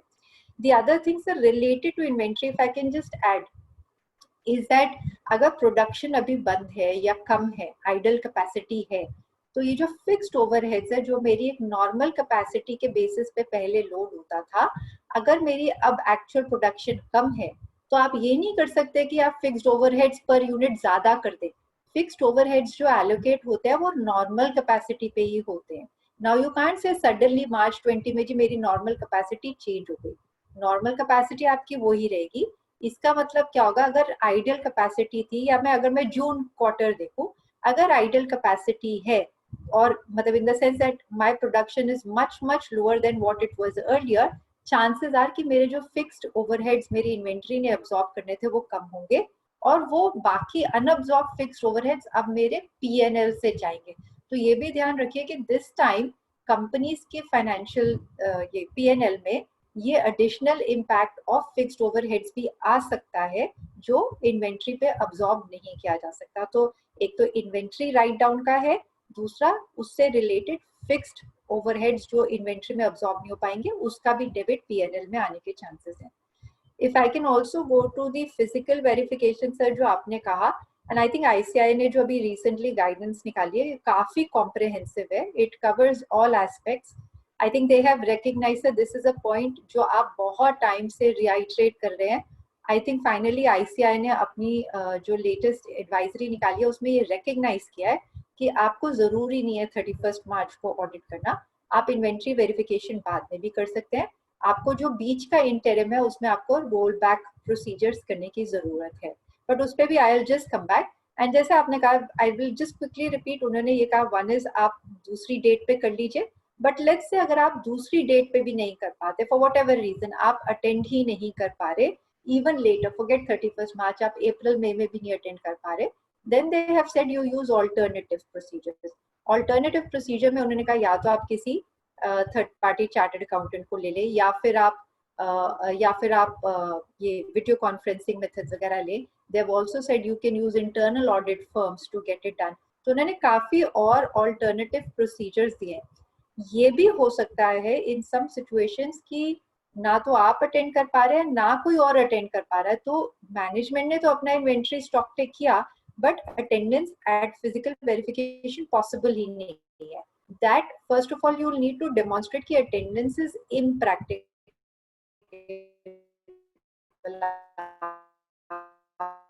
भी नहीं कर सकते, आप किसी और के थ्रू करने पड़ेंगे, which could प्रोसीजर्स कर सकते हैं, आप रोल बैक वगैरह करेंगे, रोल बैक प्रोसीजर्स वगैरह करेंगे ना। ये सब ऑल्टरनेटिव प्रोसीजर्स कहना तो बहुत आसान है कि हाँ, मतलब बोलने में तो लगता है हाँ जी आप ऑल्टरनेटिव प्रोसीजर्स कर लीजिए, but what are these alternative procedures, आप उस पर कैसे रिलाई करेंगे। और ये भी लिमिटेशन है कि आज की डेट पे काफी ऑडिट रिमोटली हो रहा है, तो अगर लेट्स से अगर आप वेरिफिकेशन नहीं अटेंड कर पा रहे और अगर आप ऑल्टरनेटिव प्रोसीजर्स देख रहे हैं या आप किसी तो एक ये भी बड़ा जरूरी बात है कि मैनेजमेंट ने कंट्रोल्स क्या लिए थे।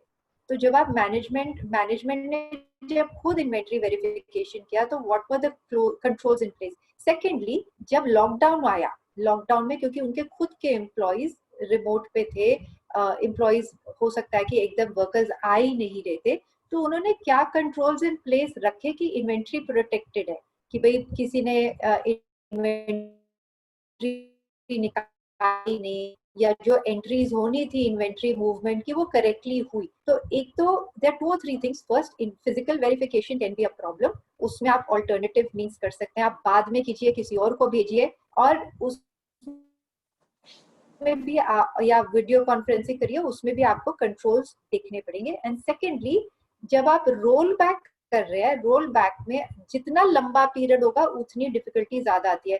अगर मैं 10 अप्रैल को कर रही हूँ तो मुझे सिर्फ 10 दिन का रोल बैक करना है, मैं 10 मई को कर रही हूँ तो मुझे 40 दिन का करना है।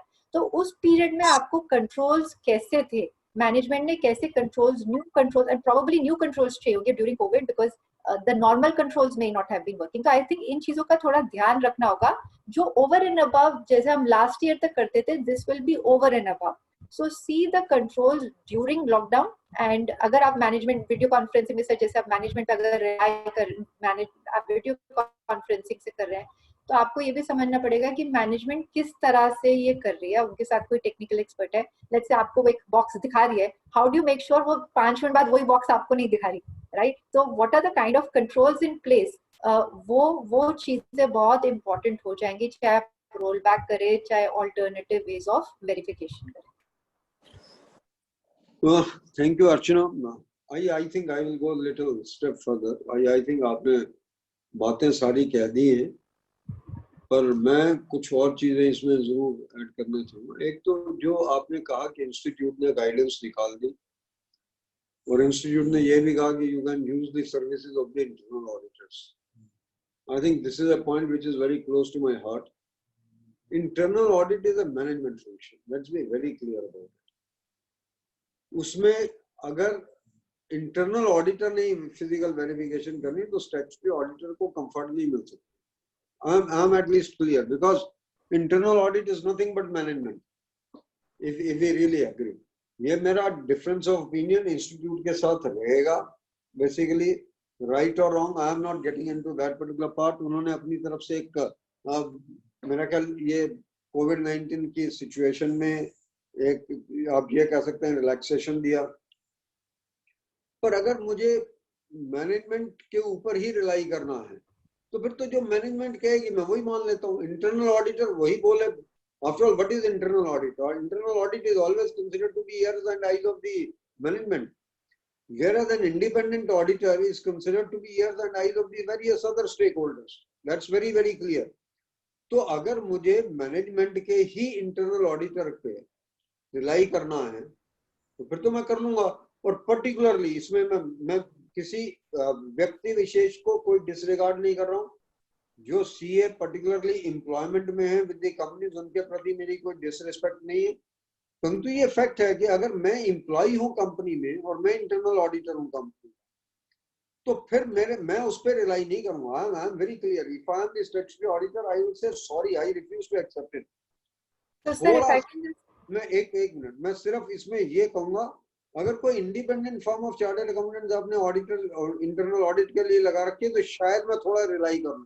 हालांकि मैं उसको भी यही समझता हूँ, it's a part of the management function truly speaking, and they are a team, they are a part of the management team. पर अगर मैं मैनेजमेंट का ही वर्जन मुझको लेना है तो फिर तो मुझे कोई दिक्कत ही नहीं ना, फिर मैनेजमेंट वेरीफाई करके आ जाए, मैं उसको एक्सेप्ट कर लूं। तो मेरा बिल्कुल एक क्लियर मानना है कि अगर internal audit is particularly in house, that also I am very very clear, if it is in house, अगर उनके अपने एम्प्लॉइज ही इंटरनल ऑडिट कर रहे हैं और वो मुझे फिजिकल वेरिफिकेशन करके देते हैं, I am not willing to place reliance on that. हाँ, अगर कोई बाहर की फॉर्म है तो शायद मैं 50% 40% डिस्काउंट लेके फिर भी उसके काम पे रिलाई कर लूं किसी तरीके से। So that is one thing that I would like to say. And this other thing that one will like to say is every auditor has to be very careful about few things. Number one is how the non-moving inventory has been classified, how the slow-moving items have been classified, and how the obsolete items have been classified. I always say one thing. हम सब चर्चा करते हैं कि यार physical verification जो है ना, ऑडिटर को इन्वॉल्व होना चाहिए उसके। मैं ये पूछना चाह रहा हूँ, अपने ही मेंबर से पूछता हूँ एक क्वेश्चन, कितने केसेस में हम आइडेंटिफाई कर सकते हैं कि ये आइटम ऑब्सोलीट है? कितने केसेस में मैं ये आइडेंटिफाई कर सकता हूँ कि ये आइटम डिफेक्टिव है? हाँ, अगर 2 हिस्सों में टूटी हुई है तो मैं आइडेंटिफाई कर लूंगा। अगर किसी चीज के ऊपर माइनर सा चिप है तो मुझे तो पता ही नहीं लग सकता। Only the person who is technically competent will be able to do it. So that is what is more important, कि मैं ये इंश्योर करूं कि जो टीम कंपोज हुई है for the purpose of inventory verification, उसमें कुछ टेक्निकल लोग हैं, कुछ फाइनेंस के लोग हैं, कोई दूसरे लोग हैं, कोई काउंटिंग के लिए हैं, कोई उसको उसकी क्वालिटी जज करने के लिए है। अगर वो टीम सिर्फ काउंटिंग वालों की है तो मैं उस पर रिलाई नहीं करूंगा, because then that inventory verification has no meaning. फिर वो सिर्फ नंबर्स में है, क्वालिटी के ऊपर मुझे कुछ नहीं पता लग रहा उसमें कि वाकई में कोई आइटम ऑब्सोलीट है या कोई आइटम डैमेज है, कोई आइटम सर्विसेबल है, नॉन सर्विसेबल है, मुझको कुछ मालूम नहीं। तो मेरे ख्याल में जब भी मैं इन्वेंटरी वेरिफिकेशन की बात करता हूँ, चाहे वो कोविड-19 पीरियड की हो या नॉन कोविड-19 पीरियड की हो, मैं बिल्कुल क्लियर हूं कि ये कुछ एस्पेक्ट्स मैं इग्नोर नहीं कर सकता किसी भी सर्कमस्टांसेस के अंदर। तो इन्वेंटरी वेरिफिकेशन की एक बात बड़ी क्लियर है कि जिस कंपनी में, जिस एंटिटी में perpetual inventory system, perpetual inventory system का मतलब है कि उन्होंने ऐसा सिस्टम बनाया हुआ कि हर महीने कोई ना कोई आइटम लेकर वो फिजिकली वेरीफाई करते हैं, A class item, B class item, और उनमें अगर कोई डिस्क्रिपेंसी होती है तो एडजस्ट कर देते हैं। If this is the kind of system which is running, why should I, and if the auditor has been involved in it basically at different points of time, why should I insist for a physical verification even subsequent to 31st of March? That's the point I am trying to raise. Suppose the last perpetual inventory system happened in the month of February before the lockdown period, और उसमें कुछ items verify किए गए और वो item बिल्कुल ठीक थे, और उसके पहले भी जो आइटम्स होते थे, मैं ठीक के मतलब ये कह रहा हूँ कि +-1% और 0.5% जो भी वेरिएशन निकलती है, नॉर्मल वेरिएशन वो निकली, वो एडजस्ट कर दी गई। If that is the case, then why should I be insisting upon a physical verification post 31st of March? Even जब ये हम कहते हैं जी जिस वक्त वो फिर ऑडिट करने जाएगा उस वक्त उस चीज को चेक कर ले। मैं एक बात फिर जो हमने पहले गोइंग कंसर्न के बारे में की, वही यहाँ पे भी करना चाह रहा हूँ कि मेरा रिस्क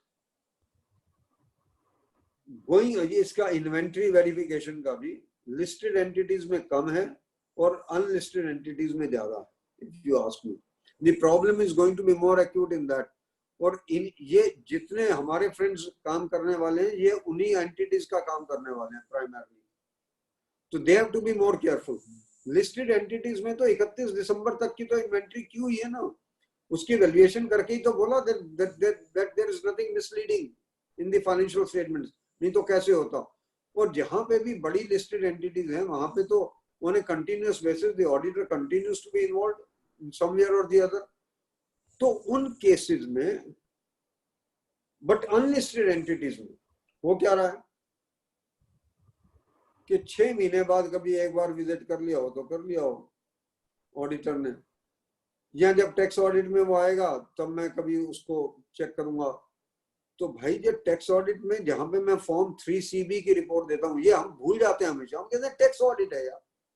अरे टैक्स ऑडिट में पार्टनरशिप में प्रोप्राइटरी में, पार्टनरशिप में और प्रोप्राइटरी में मैं 3CB में ओपिनियन एक्सप्रेस करता हूँ ट्रू एंड फेयर व्यू का। और जब मैं ट्रू एंड फेयर की बात करता हूं तो ट्रू एंड फेयर का मतलब ये है जैसे मैं कंपनी में ट्रू एंड फेयर की बात करता हूं वैसे यहाँ पे ट्रू एंड फेयर की बात करता हूँ। ये एक पार्टनरशिप बहुत बड़ी हो और सिर्फ टैक्स ऑडिट करवाती हो, suppose it's a very large partnership, then what happens? Suppose there is a very big proprietary, वो कहता मैं नहीं कन्वर्ट करता थी अपनी कंपनी में। तो हम ये भूल जाते हैं कि वो सारे ऑडिटिंग प्रोसीजर जो मेरी कंपनी में लगते हैं वही प्रोप्राइटरी और पार्टनरशिप में भी लगते हैं। हम सब अनफॉर्चुनेटली ये मान के चलते हैं कि ये जितने भी स्टैंडर्ड्स बने हैं ऑडिटिंग के या अकाउंटिंग के, ये सिर्फ और सिर्फ लगते हैं कंपनीज को जिनका ऑडिट होता ना। टैक्स ऑडिट में, प्रोप्राइटरी और पार्टनरशिप में मैं 3CB साइन करता हूँ बॉस, मैं बिल्कुल क्लियर हूँ अपने परसेप्शन में। और वहां पे मैं ट्रू एंड फेयर व्यू की बात करता हूँ। ट्रू एंड फेयर व्यू में वैल्यूएशन ऑफ इन्वेंट्री भी आता है फॉर दैट पर्टिकुलर मैटर। वहां पे मैं नहीं कहता कभी भी कि यार मैंने इन्वेंट्री नहीं वेरीफाई की। मैंने कभी कहा कभी किसी कितना भी बड़ा टैक्स ऑडिट कर रहा हूँ किसी पार्टनरशिप फर्म का, वहां मैं नहीं कहता। वहां पे क्या मेरी ड्यूटी खत्म हो जाती है? This is what I will like to know from you actually. मैंने जो कुछ बोला उसका पूरे का सार निकाल के आप जो हर पॉइंट के ऊपर if you can comment upon that I will be grateful. And last point पे पर्टिकुलरली, अगर वाकई में पार्टनरशिप फर्म है और बड़ी है और उसमें इन्वेंट्रीज का साइज भी बड़ा है, can I say that my responsibility to verify the or to verify the system with regard to inventory is not there in those kind of cases? क्योंकि वहां पे भी मैं ओपिनियन दे रहा हूँ with regard to true and fairness both on profit and loss account and on balance sheet. So sir, I'll be limited in my comments because I think आपने वैसे बहुत डिटेल में कवर करा. Maybe we can move to another item also. But just 2 points quickly on what you said. I frankly agree with everything. जो आपने internal audit का point कहा sir, that is very, you know, I've spoken with you. मेरा भी same view है कि आप internal audit function पे तो एकदम नहीं रिलाई करना चाहिए. इंटरनल ऑडिटर जो एक आपने एक्सटर्नल फर्म को आपने अपॉइंट किया अगर कंपनियां तब भी कर सकते हैं. I think the only way I can read, एक रीजनेबल रीडिंग जो मैं उसकी कर सकती हूँ इज टू से कि आप इंटरनल ऑडिट फंक्शन को कम से कम आप इतना यूज कीजिए कि उनकी आप रिपोर्ट्स देखिए कि उन्होंने कंट्रोल्स के बारे में क्या कहा. कम से कम आप उतना उसको यूज करने का कोशिश कीजिए. आपको इंटरनल ऑडिट की जो रिपोर्ट्स है उससे आपको आइडिया मिल सकता है how the controls were working during the year. But I agree कि internal audit is nothing but, specially जो आपका इंटरनल ऑडिट फंक्शन जो खुद के एम्प्लॉयज है आपकी कंपनी में, वो एक एक्सटेंशन ऑफ मैनेजमेंट या आप उसको इंडिपेंडेंट नहीं मान सकते. I would use their inputs only from control perspective assessment, nothing else. And I think on the other bit also, I totally agree. If I look at small and medium companies, वहाँ पे controls इतने precise या इतने refined नहीं होते या इतने well articulated नहीं होते जितने एक listed entity के होते हैं. तो I think ये जितनी भी situation जो ये COVID के related जितनी consideration है, उनके challenges frankly if you ask me are more for medium and small companies than for listed में ठीक है आपको देखना पड़ता है, आपकी documentation बढ़ जाती है एक्सेट्रा, बट वहाँ पे रिस्क काफी कम रह जाता है क्योंकि those are robust companies. वहाँ के internal controls जो financial controls है काफी strong होते हैं typically at least, और more enhanced होते हैं. यहाँ पे इतना अगर आपका internal controls वैसे ही इतने इनफॉर्मल कंट्रोल्स कई बार होते हैं, अगर एक मैं स्मॉल एंड मीडियम कंपनी में देखूं, आई थिंक वहां पे सारी प्रॉब्लम्स इन्वेंट्री या कोई भी आप ले वहां पे ज्यादा इनहैंस्ड हो. So frankly the way I see sir is that covid के अंदर ऑडिट के जो चैलेंजेस है are more for a small and medium. Archana, I will just say for 5 minutes you carry on yourself. I will come back. There is something to be signed by me which has come from the office. So I will just come back within 5 minutes. It's a little urgent. Okay. Yeah. Thank you. I think जब तक sir आते हैं वापस, I think inventory पे already काफी discussion हो गया. तब तक I'll like to move on to, because time भी कम है, तो मैं 1-2 points और जो cover करना चाहूंगी. First is कि ये जो time है, इस time पे ये मैं आपको clearly कह सकती हूँ because ये हम देख रहे हैं अभी काफी कंपनीज कोशिश करेंगी जी ये परफॉर्मेंस, और हर एक के अपने डिफरेंट रीजंस होंगे. कहीं अच्छा परफॉर्मेंस दिखाने के लिए ठीक से रिपोर्टिंग नहीं करेंगी. So the risk of, basically जो मेरा पॉइंट है, रिस्क ऑफ जो फ्रॉड है वो बहुत हाई है अभी इस टाइम पे। तो आपको अभी कोई भी एस्टिमेट कुछ भी है आपको बड़े ध्यान से करना है, क्योंकि रिस्क ऑफ फ्रॉड इटसेल्फ भी रेवेन्यू रिकग्निशन, और मैं आपको कुछ एग्जांपल्स भी दूंगी। So I think risk of fraud बहुत हाई है, वहां पे हमें केयरफुल रहना है। Secondly actually risk of fraud से रिलेटेड है इन अ वे कि डिपेंड करता है, कोई कंपनी तो अपनी परफॉर्मेंस बेटर दिखाना चाहेंगी, कई कंपनी सोचेंगी जी अभी तो मैं अगर एक पुअर परफॉर्मेंस दिखा दूं कोई मुझे क्वेश्चन करेगा नहीं, अभी तो कोविड के नाम पे जैसे कितना हाथ धो लीजिए। सो देयर आर कंपनीज जो अपनी बैलेंस शीट्स और पीएनएल क्लीन करने की कोशिश करेंगे because in the name of Covid. और हो सकता है वो एक एक एक एक एक ह्यूमन टेंडेंसी भी होती है कई बार, मैं ये नहीं कह रही उसमें फ्रॉड है, बट एक ह्यूमन टेंडेंसी होती है कि जी अभी इतना बुरा वक्त है, ये प्रोविजन भी कर लो, क्या पता ये भी खर्चा करना पड़ जाए, मैं इसका भी प्रोविजन कर लूं। तो एक ओवर प्रोविजनिंग भी एक नेचुरल टेंडेंसी कई बार बन जाती है। Now standards do not permit over provisioning as well. तो आई थिंक इस तरह हमें दोनों साइड से बड़ा ध्यान रखना है कि over statement of revenues and profits तो नहीं हो रहे, इसी तरह से अंडरस्टेटमेंट ऑफ प्रॉफिट तो नहीं, अंडरस्टेटमेंट बाय ओवर प्रोविजनिंग। तो ओवर प्रोविजनिंग को भी चैलेंज करना है, कंपनीज कहेंगी जी मैं ये भी प्रोविजन कर लूं वो भी प्रोविजन कर लूं, उस पर ध्यान रखने की जरूरत है। और ये इन्वेंट्री के प्रोविजन में भी हो सकता है या किसी भी और इम्पेयरमेंट में हो सकता है जो आपके रिसीवेबल्स के जो आप हो सकता है। तो आई थिंक आपको दोनों तरह से ध्यान रखना पड़ेगा कि कोई कंपनी बेटर परफॉर्मेंस दिखाना चाहेगी, कोई कंपनी कहेगी मैं एक्स्ट्रा प्रोविजन करूं, तो ये ध्यान रखें। एंड अगर मैं बड़ा सिंपल एग्जांपल दूं, जैसे बिल एंड होल्ड, एक कंपनी है जो पहले कहती है जी वैसे रेवेन्यू रिकग्निशन ऐसे थी कि वो रेवेन्यू तब रिकग्नाइज करेगी when goods are delivered. Now अब क्या है, डिलीवरी तो रुकी हुई है, राइट? तो अब कई कंपनीज कहती है जी हम तो डिलीवरी पे रिकग्नाइज करते थे, लेकिन अब बिकॉज ये लॉकडाउन वगैरह है मैं कस्टमर से ला देता हूँ कि उसने मुझे बोला कि माल मैं अपने पास रख लूँ, तो आप मान लीजिए डिलीवरी हो गई तो मेरे को बिल एंड होल्ड में रेवेन्यू रिकग्नाइज करने दीजिए। ना ये बड़ा ध्यान से देखने वाली बात है। मैं ये नहीं कह रही कि ये जेन्युइन सिचुएशंस नहीं हो सकते, कुछ जेन्युइन भी हो सकते हैं, बट कई कंपनीज ये इसलिए भी करेंगी क्योंकि उनको अपना रेवेन्यू बेटर दिखाना है। तो हो सकता है कि रेवेन्यू बनता नहीं है बट वो दिखाने के लिए कह रहे हैं कि जी मैं आपको कस्टमर से लेटर ला देता हूँ, और कई बार रिलेशनशिप होती है आपको लेटर कुछ भी मिल जाती है। तो आई थिंक ये बड़ा देखने वाली बात है। सो अगर मैं ये बिल एंड होल्ड का एग्जाम्पल लूँ तो फर्स्ट ऑफ ऑल मैं देखना चाहूंगी कि क्या ये कंपनी पहले भी बिल एंड होल्ड करती थी। अगर नहीं करती थी तो अब सडनली कहाँ से आ गया? कोई कह सकता है कि नहीं जी मैं पहले नहीं करती थी, अब कोविड के कारण मैंने बिल एंड होल्ड करा। अगर कोविड के कारण करा तो मैं देखना चाहूंगी कि रियली बिल एंड होल्ड हुआ या नहीं। अगर बिल एंड होल्ड के आप रिक्वायरमेंट देखिए बड़ी स्ट्रिंजेंट है, आपको इफेक्टिवली दिखाना पड़ता है कि ये इन्वेंट्री अब मेरी नहीं है। तो अगर आप एक कॉमन सेंस से चलें कि किसी आपने थर्ड पार्टी की इन्वेंट्री रखी है तो आप क्या करते हैं? आप ना तो उसको हाइपोथिकेट कर सकते हैं, आप उसकी इंश्योरेंस आप क्यों लेंगे? उसका इंश्योरेंस या स्टोरेज का खर्चा आपका कस्टमर उठाएगा, राइट? सो सेम वे में मैं इधर देखूंगी कि क्या ये रियल सेल हुई।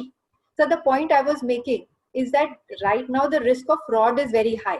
तो एक ओवर प्रोविजनिंग भी कोई कर सकता है और अंडर स्टेटमेंट भी कोई कर सकता है, दोनों रिस्क है। और जैसे रेवेन्यू का मैं एग्जांपल ले रही थी कि there can be tendency to just create revenue by saying कि मैं कस्टमर से लेटर ले आता हूँ। और ये हमने देखे हैं, कंपनीज लेटर ले आएंगी लेकिन अगर आप देखेंगे तो टू से कंट्रोल हैज ट्रांसफर्ड बड़ा मुश्किल है। आप ही स्टोरेज उठाए जा रहे हैं, आप ही इंश्योरेंस पे कर रहे हैं, ये क्लैरिटी नहीं है कि क्या आप अभी इस इन्वेंट्री के अगेंस्ट आपने इसको हाइपोथिकेटेड भी किया हुआ है, इसके अगेंस्ट कौन लोन की फैसिलिटी ले सकता है। तो आई थिंक ये सब देखना बड़ा जरूरी है। यू शुड बी केयरफुल कि ये अंडरस्टेटमेंट ऑफ अंडरस्टेटमेंट ऑफ आप कह लीजिए not understatement, over statement of revenue या ओवर स्टेटमेंट ऑफ प्रोविजंस, ये दोनों को देखना बहुत जरूरी है at this stage. So do you want to add anything on this? No, I will only like to say that your point is very well taken। और ये सिर्फ अभी नहीं, ये तो हम एक्चुअली ये सब चीजें जो चाहे वो इन्वेंट्री हो या किसी और की हो, नॉर्मल सर्कमस्टांसेस में भी देखते हैं। और कोविड-19 आने के बाद इसका इम्पैक्ट बढ़ गया, इसका रिस्क बढ़ गया। पर्टिकुलरली मैं इनको ये बता सकता हूँ, कई ऐसी कंपनीज मिलेंगी आपको, मैं गारंटी कर रहा हूँ इस बात की, आपको कोई झूठी बात नहीं बता रहा हूँ, इट्स नॉट ए फिक्शन, ये दादी माँ वाली स्टोरी नहीं है। हमारे बिजनेसमैन इतने shrewd हैं कि इस पर्टिकुलर टाइम में आके जो लॉस नहीं है वो बुक करना चाहेंगे, और बैंकों को ये बताना चाहेंगे जो इन्वेंट्री थी नहीं उसको राइट ऑफ कर देंगे आज की डेट में। जो आज तक इन्वेंट्री कभी थी ही नहीं उनके पास, वो इन्वेंट्रीज के अगेंस्ट प्रोविजन होंगे। तो you have to be careful about that. जो आपने फ्रॉड्स की बात की है, ये period is fraud with frauds, particularly with regard to write off of the inventory, provision of an inventory and provision in respect of the receivables. जो receivables कभी थे ही नहीं, उनको ये कहा जाएगा कि पार्टीज ने हमें ये कह दिया कि कोविड-19 की वजह से हम आपको पेमेंट नहीं कर सकते। तो भाई अगर उसने ये कहा कि आप वो पेमेंट नहीं कर सकता, उसको कोई लीगल नोटिस दिया जाएगा, उसको वो सब कुछ देखा जाएगा। ये थोड़ी ना उसने कह दिया कि मैं पेमेंट नहीं कर सकता तो आप उसको राइट ऑफ कर दोगे पूरे का पूरा। So I think you as auditors will have to be exceptionally careful. I can tell you that. और ये सब केसेस में होने वाला है, चाहे वो छोटा ट्रेडर हो, बड़ा हो, मीडियम साइज हो, हर एक का दिमाग बैंक के प्रति एक ही डायरेक्शन में चलता कि इन्वेंट्री को कैसे बढ़ाना और घटाना। हालांकि अगले साल से तो आपको मौका मिलेगा नहीं ये करने का, ये आपको और बता दूं मैं। अभी तक तो जो चल रहा था। अगले साल में जो कंपनीज के केसेस हैं वहां पे कारों के अंदर, ये आपको इन्फॉर्म, अगर आपने नहीं पढ़ा तो आपको बता के जाना चाहते हैं हम दोनों, अर्चना और मैं, क्योंकि आशा जी ने बोला कि मैं कारो 2020 का वो था, चेयरमैन था कमेटी का। ये आ गया, क्वेश्चन आ गया उसके अंदर कि जो स्टॉक स्टेटमेंट्स दिए जा रहे हैं, जो डेटर स्टेटमेंट दिए जा रहे हैं, जो क्रेडिटर्स के स्टेटमेंट दिए जा रहे हैं टू दी बैंक्स, वो बुक्स ऑफ अकाउंट से हैं और उनसे टैली करते हैं। ये ध्यान रखिएगा। अब ये नहीं हो पाएगा कि डेटर्स आपने क्रिएट किए 30 सितंबर को और 1 अक्टूबर को आपने उसको रिवर्स कर दिया। You will be as liable as anyone else. ये मैं आपको फिर बोल के जा रहा हूँ कि please don't get into this temptation now anymore, because कारो 2020 is going to take away many things away from you. You will have to make affirmative statements or negative statements in most of the cases. और जब आप वो statements दोगे तो naturally आपकी responsibility, आपकी liability professionally उतनी बढ़ जाएगी। तो मेरी आपसे एक ही विनती है कि इस particular period में, कोविड-19 के period में, जो भी बिजनेस में जो इन्वेंट्री एग्जिस्ट नहीं करती थी और आपको पता एग्जिस्ट नहीं करती थी, उसको राइट ऑफ करने की कोशिश कर रहा। तो भाई जो आपने करना आप करिए ना, उसके बारे में जो लिखना चाहते हैं लिखिए। Why shouldn't we? हमारी दिक्कत, मैं अपने प्रोफेशन की एक दिक्कत बता देता हूँ। We are more cooperative with the client and client is not cooperative with us. जिस वक्त जो केस डिसिप्लिनरी कमेटी के सामने आता, जब हम उसको विटनेस बुलाते हैं ना क्लाइंट को, वो कहते हैं जी ये चार्टर्ड अकाउंटेंट थे, इनको देखना चाहिए था, मुझे थोड़ी ना देखना था। कहते हैं मेरे कहने पे थोड़ी ना किया इसने, मैंने तो इनके सामने किताबें रख दी थी, अगर गलत था तो ये पॉइंट आउट करते, बल्कि मैं तो इनसे एडवाइस लेता रहा, उल्टा चलता सारे का सारा काम। तो भाई क्लाइंट के प्रति प्रेम थोड़ा सा कम करें। सहानुभूति रख सकते हैं अगर रखनी हो कभी, परंतु प्रेम थोड़ा कम कर लें बेसिकली। और आप ये समझ लें कि भाई मुझे किसी भी सूरत में अपने प्रोफेशन को बचा के चलना, अपने सर्टिफिकेट को बचा के चलना। और अब जो मोस्ट ऑफ दी केसेस, मैं आपको एक और बात बता दूं, being a disciplinary committee member, क्योंकि मेरे इंट्रोडक्शन में भी ये कहा गया, हमारे पास जो मेन केसेस आ रहे हैं कहां से आ रहे हैं, ये आपको एक हिंट दे रहा हूँ। मैक्सिमम केसेस आ रहे हैं जब दो पार्टनर्स का आपस में झगड़ा होता। पहला केस वो सीए के अगेंस्ट फाइल करता, पता उसको सब कुछ होता अंदर का, और आप अपने आप को बचा नहीं पाते। जब दो डायरेक्टर्स का झगड़ा होता आपस के अंदर, दोनों डायरेक्टर्स को पता होता है कि क्या गड़बड़ हो रही है इस कंपनी के अंदर। सबसे पहला केस वो सीए के अगेंस्ट उन्हीं पॉइंट्स को रख के चलता है जो वीकनेसेस होती है। यहाँ केसेस हमें आ रहे हैं बैंक से, कंकरेंट ऑडिट, यहाँ पे आपने प्रोजेक्शन रिपोर्ट्स दी हुई हैं, बेसिकली प्रोजेक्शन दे रखी है, वहां से कंप्लेंट्स आ रही हैं। यहाँ जहाँ पे टर्नओवर बिल्ड की गई है कि ए कंपनी ने बेचा बी को, बी ने सी को, सी ने डी को, डी ने ई को, फिर आपने वापिस ए को भेज दिया और बीच में सारी ट्रांजेक्शन आपने स्क्वायर अप कर दी। यहाँ हमें कंप्लेंट आ रही है एनफोर्समेंट डायरेक्टरेट से, सीबीआई से, बहुत सारी कंप्लेंट्स आ रही है, ये आपको बता सकता हूँ। जहां जहां पे स्टॉक स्टेटमेंट्स में या टर्नओवर बढ़ाकर किया गया है वहां पे कंप्लेंट्स मैक्सिमम हमें सीबीआई और एनफोर्समेंट डायरेक्टरेट से आ रही है। तो आप उसमें अपनी लायबिलिटी समझ सकते हैं। मुझे ये कहने की जरूरत नहीं है कि पंजाब से कुछ कंप्लेंट 7 या 8 फर्म्स के अगेंस्ट अभी हुई हैं, केस सेशन कोर्ट के सामने है बेसिकली, और सेशन कोर्ट का मतलब आप समझते हैं कि क्या होता है, और उसमें सिर्फ और सिर्फ वैट का घपला है।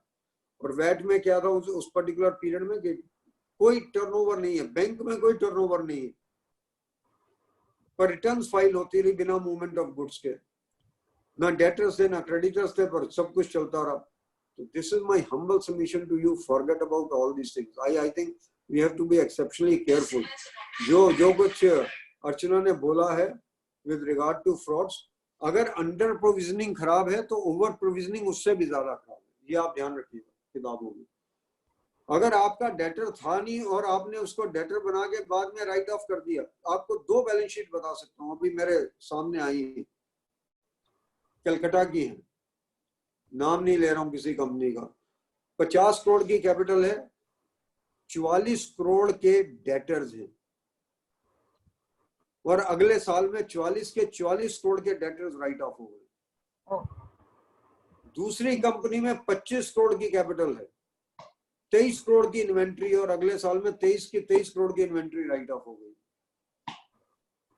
ऑडिटर तो हम ही है, हम में से कोई ना कोई है बेसिकली। अच्छा, वो ऑडिटर भी फिर चुनते हैं, जो प्रोप्राइटर छोटा सा होता है, नया ऑडिटर बना होता है, वो साइन भी कराता। और कितनी ऑडिट फीस होगी इन केसेस में, आप इमेजिन कर सकते हैं कितनी ऑडिट फी होगी इन केसेस में, जिसमें एक में 44 करोड़ राइट ऑफ हो गया, दूसरे में 23 करोड़ राइट ऑफ हो गया, कितनी फीस ली होगी ऑडिटर ने? 5,000। हाँ, बस यही है। इस सब के लिए we are putting ourself to a loss. ये जो फ्रॉड है, अगर ये रिपोर्ट नहीं होंगे तो what will be reported, you tell मी।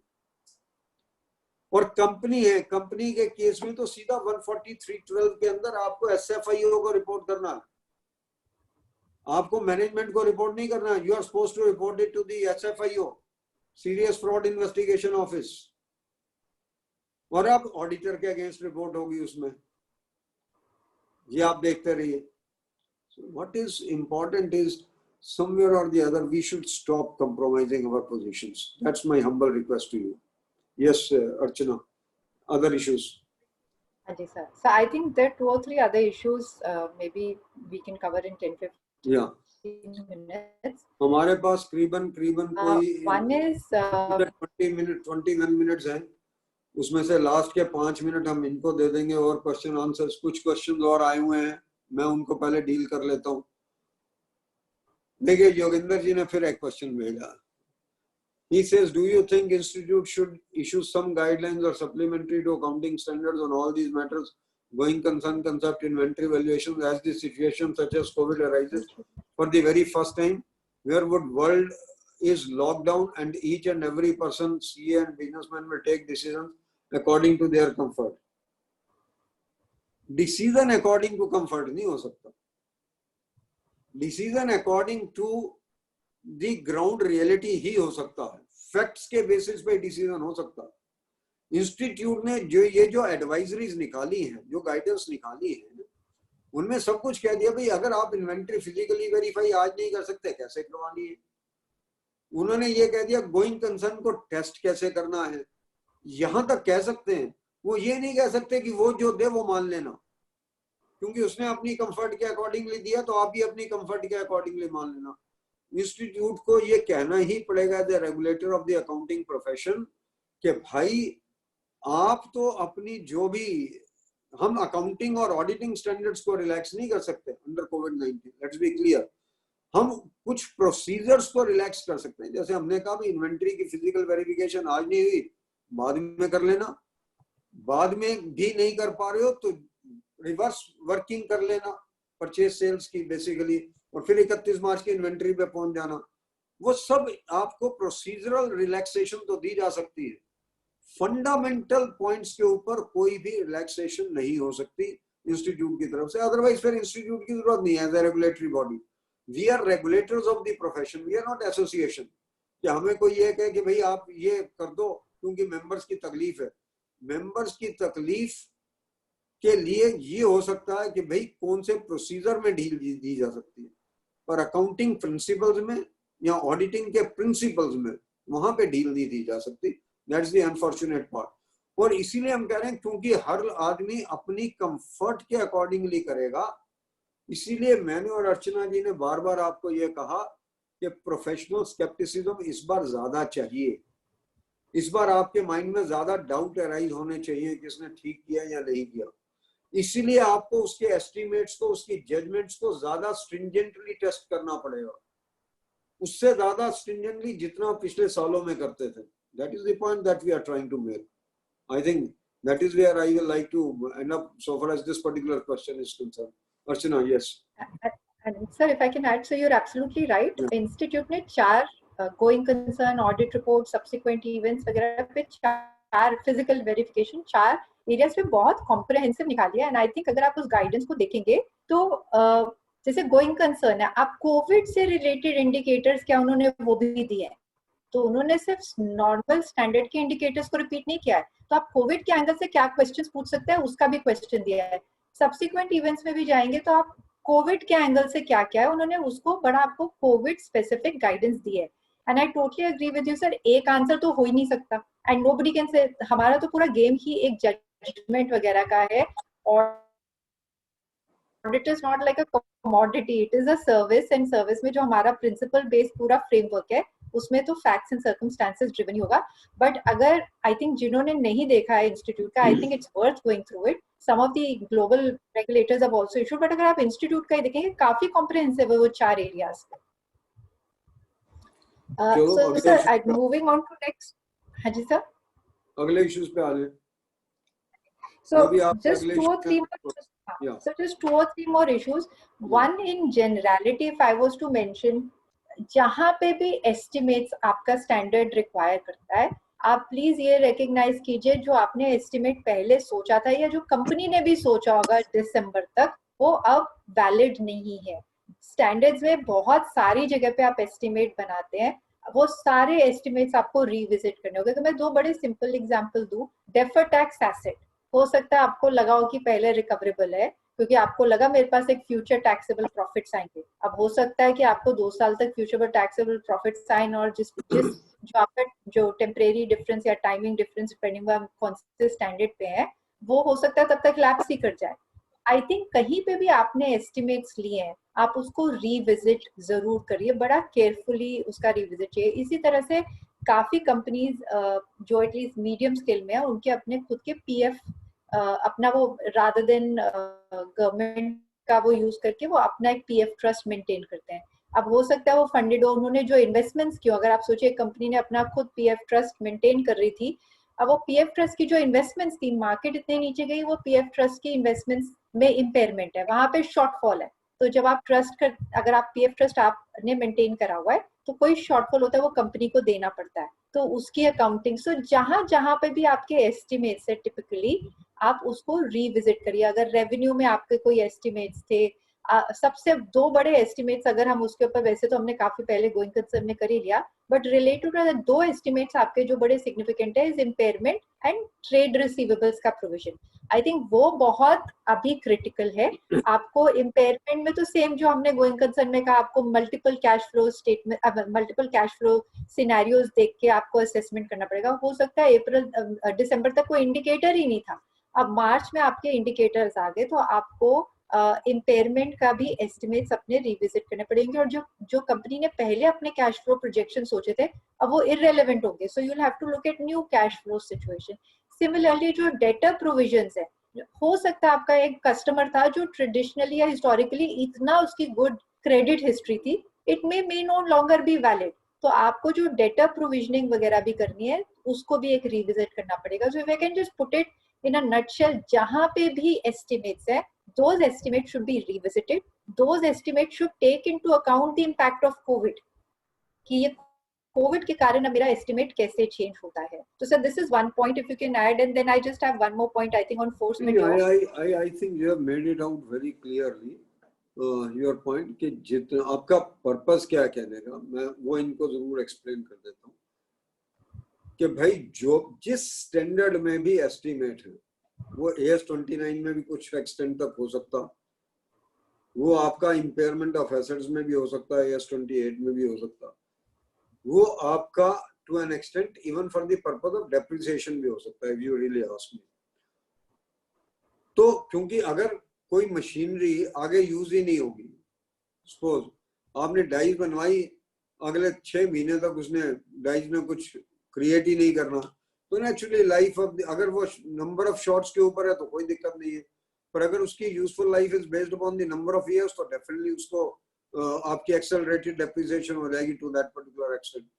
तो what one is trying to tell you is कि अगर आपने कोई एस्टिमेट, जो आपने बहुत बढ़िया एग्जांपल दिया कि डेटर है कोई आपका, आप आज तक उसको समझते थे बहुत बढ़िया पार्टी है, पर जिस उसका नेचर ऑफ बिजनेस ऐसा है कि कोविड-19 में वो सबसे ज्यादा इंपैक्टेड, ही is impacted the most under the कोविड-19। तो उस पर्टिकुलर केस में this is very very natural कि जो आपका एस्टिमेट है वो गलत होगा एंड आपको प्रोविजन उसका दोबारा से असेस करना पड़ेगा। आपने बहुत बढ़िया असेस किया with regard to the deferred tax asset, कि डेफर्ड टैक्स एसेट मैंने क्रिएट किया इन दी होप कि भाई मुझे अगले साल में प्रॉफिट आएंगे या उसके अगले साल में प्रॉफिट आएंगे, पर डेफर्ड टैक्स एसेट तो मैं बिल्कुल क्लिंचिंग एविडेंस होता है तब जाके डेफर्ड टैक्स एसेट क्रिएट करता हूँ। I don't create the deferred tax asset based on A reasonable estimate, reasonable certainty, तो वर्चुअल सर्टेनिटी होनी चाहिए। पर कोविड-19 ने तो सब कुछ हिला दिया, कई बिजनेसेस में अगले 2-3 साल में प्रॉफिट आ ही नहीं सकते आपके। If that is going to happen, then what is the position? I think that is the point which you have tried to make out, and I think that's very very fair point to that extent. और इसी तरह से sir, if I move on to the other bit also, but related to that, lease contracts हो सकता है जल्दी terminate हो जाए या whatever, so आपके लीज टर्म के असेसमेंट्स चेंज हो सकते हैं। ऑपरेटिंग लीजेस बहुत कॉमन है, काफी कंपनीज ने ऑपरेटिंग लीजेस फॉर हो सकता है वेयर हाउसेस लिया हो या ऑफिस प्रीमाइसेस के लिए लिया हो, तो जहां पे भी एस्टिमेट्स है उसको रिविजिट करें।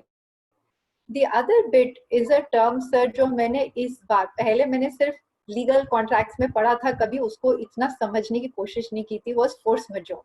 Now force majeure is one term which has suddenly come so much to attention.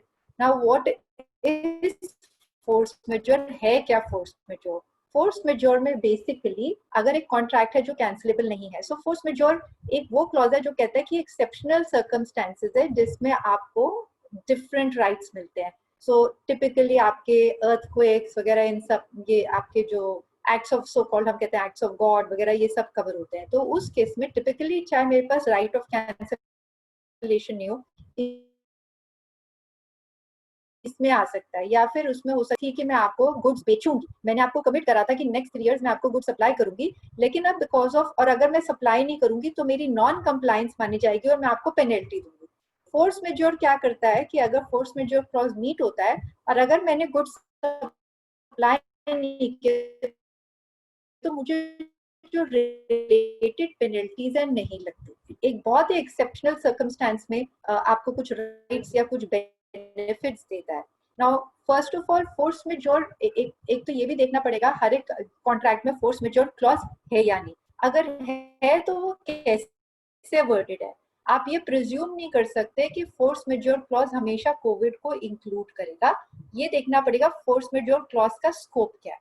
ना अगर फोर्स मेजोर क्लॉज में अगर आपका कोविड कवर होता है देन कंपनी को कुछ बेनिफिट्स हो सकते हैं जो आप टेक इनटू अकाउंट कर सकते हो। जैसे मैंने कहा कि लेट्स से मेरा कॉन्ट्रैक्ट, मैं कॉन्ट्रैक्ट को फुलफिल नहीं कर पा रही, मेरा एक कमिटेड कॉन्ट्रैक्ट था और अगर मैं कॉन्ट्रैक्ट को फुलफिल ना करूं तो मुझे पेनल्टी देनी है। अगर मैं डेमोन्स्ट्रेट कर सकती हूँ कि फोर्स मेजोर में कोविड फिट इन हो रहा है उस कॉन्ट्रैक्ट में जिस तरह से फोर्स मेजोर डिफाइंड है, तो मेरे को उस पेनल्टी की प्रोविजन करने की जरूरत नहीं है। इसी तरह से काफी और रेवेन्यू कॉन्ट्रैक्ट्स वगैरह में दिस कैन बी रेलेवेंट। दूसरी जगह जहाँ पे फोर्स मेजोर अभी बहुत यूज हो रहा है is lease agreement.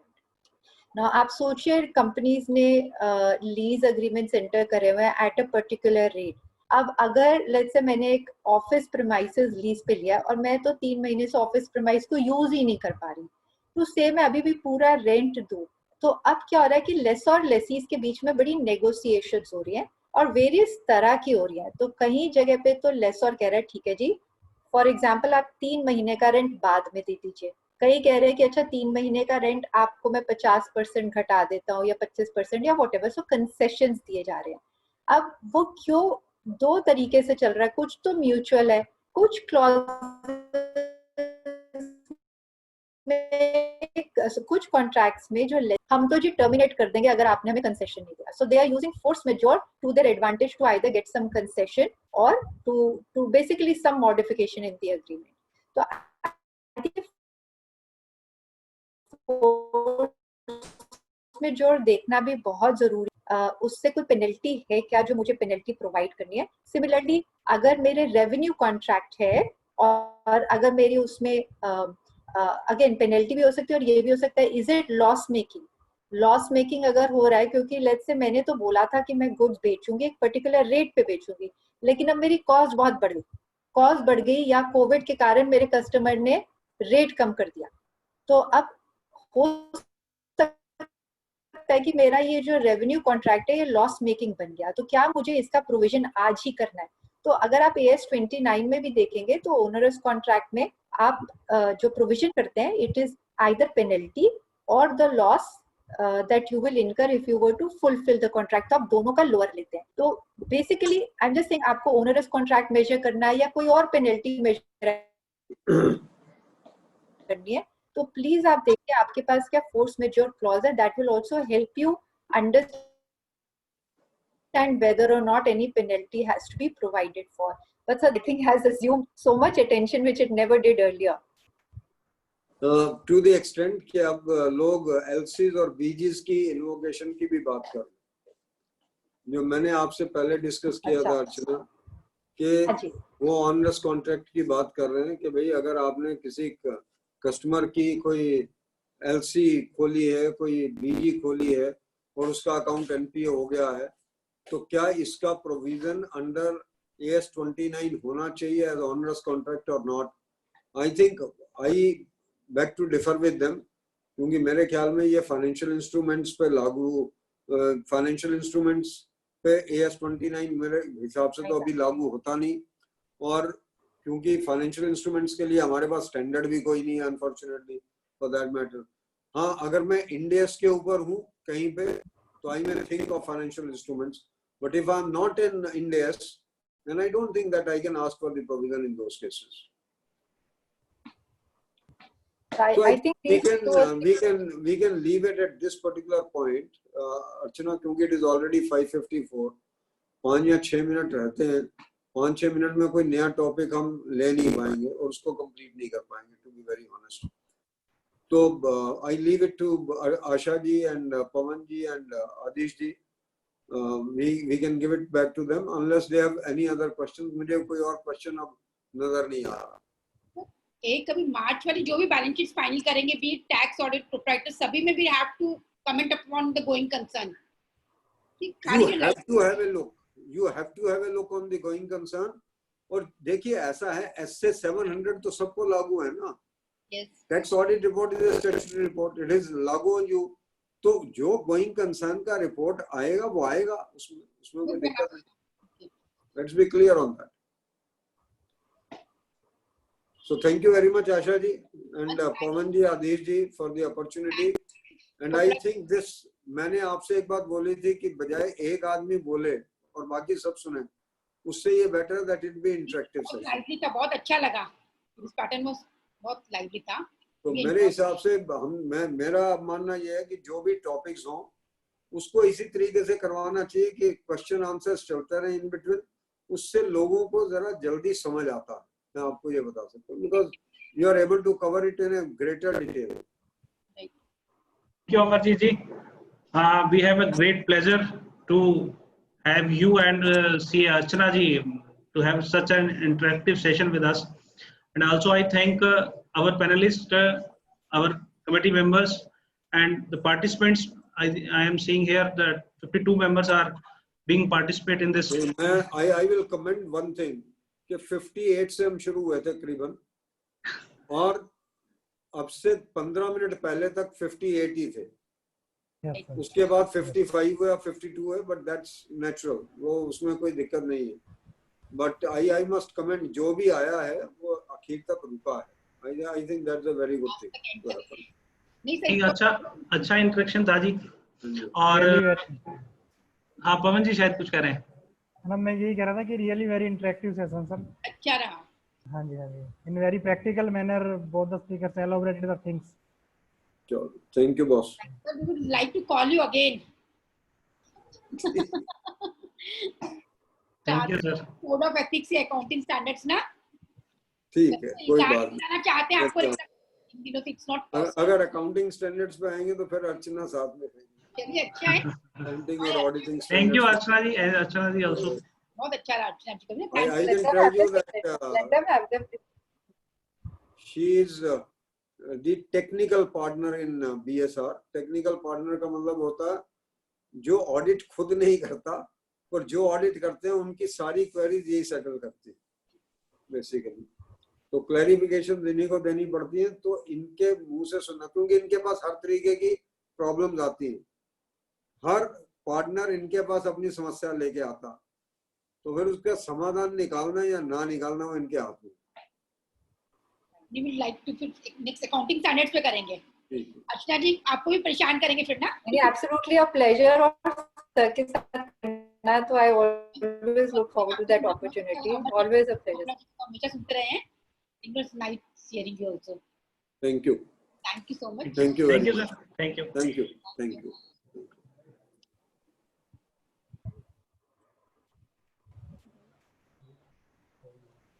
Thank you.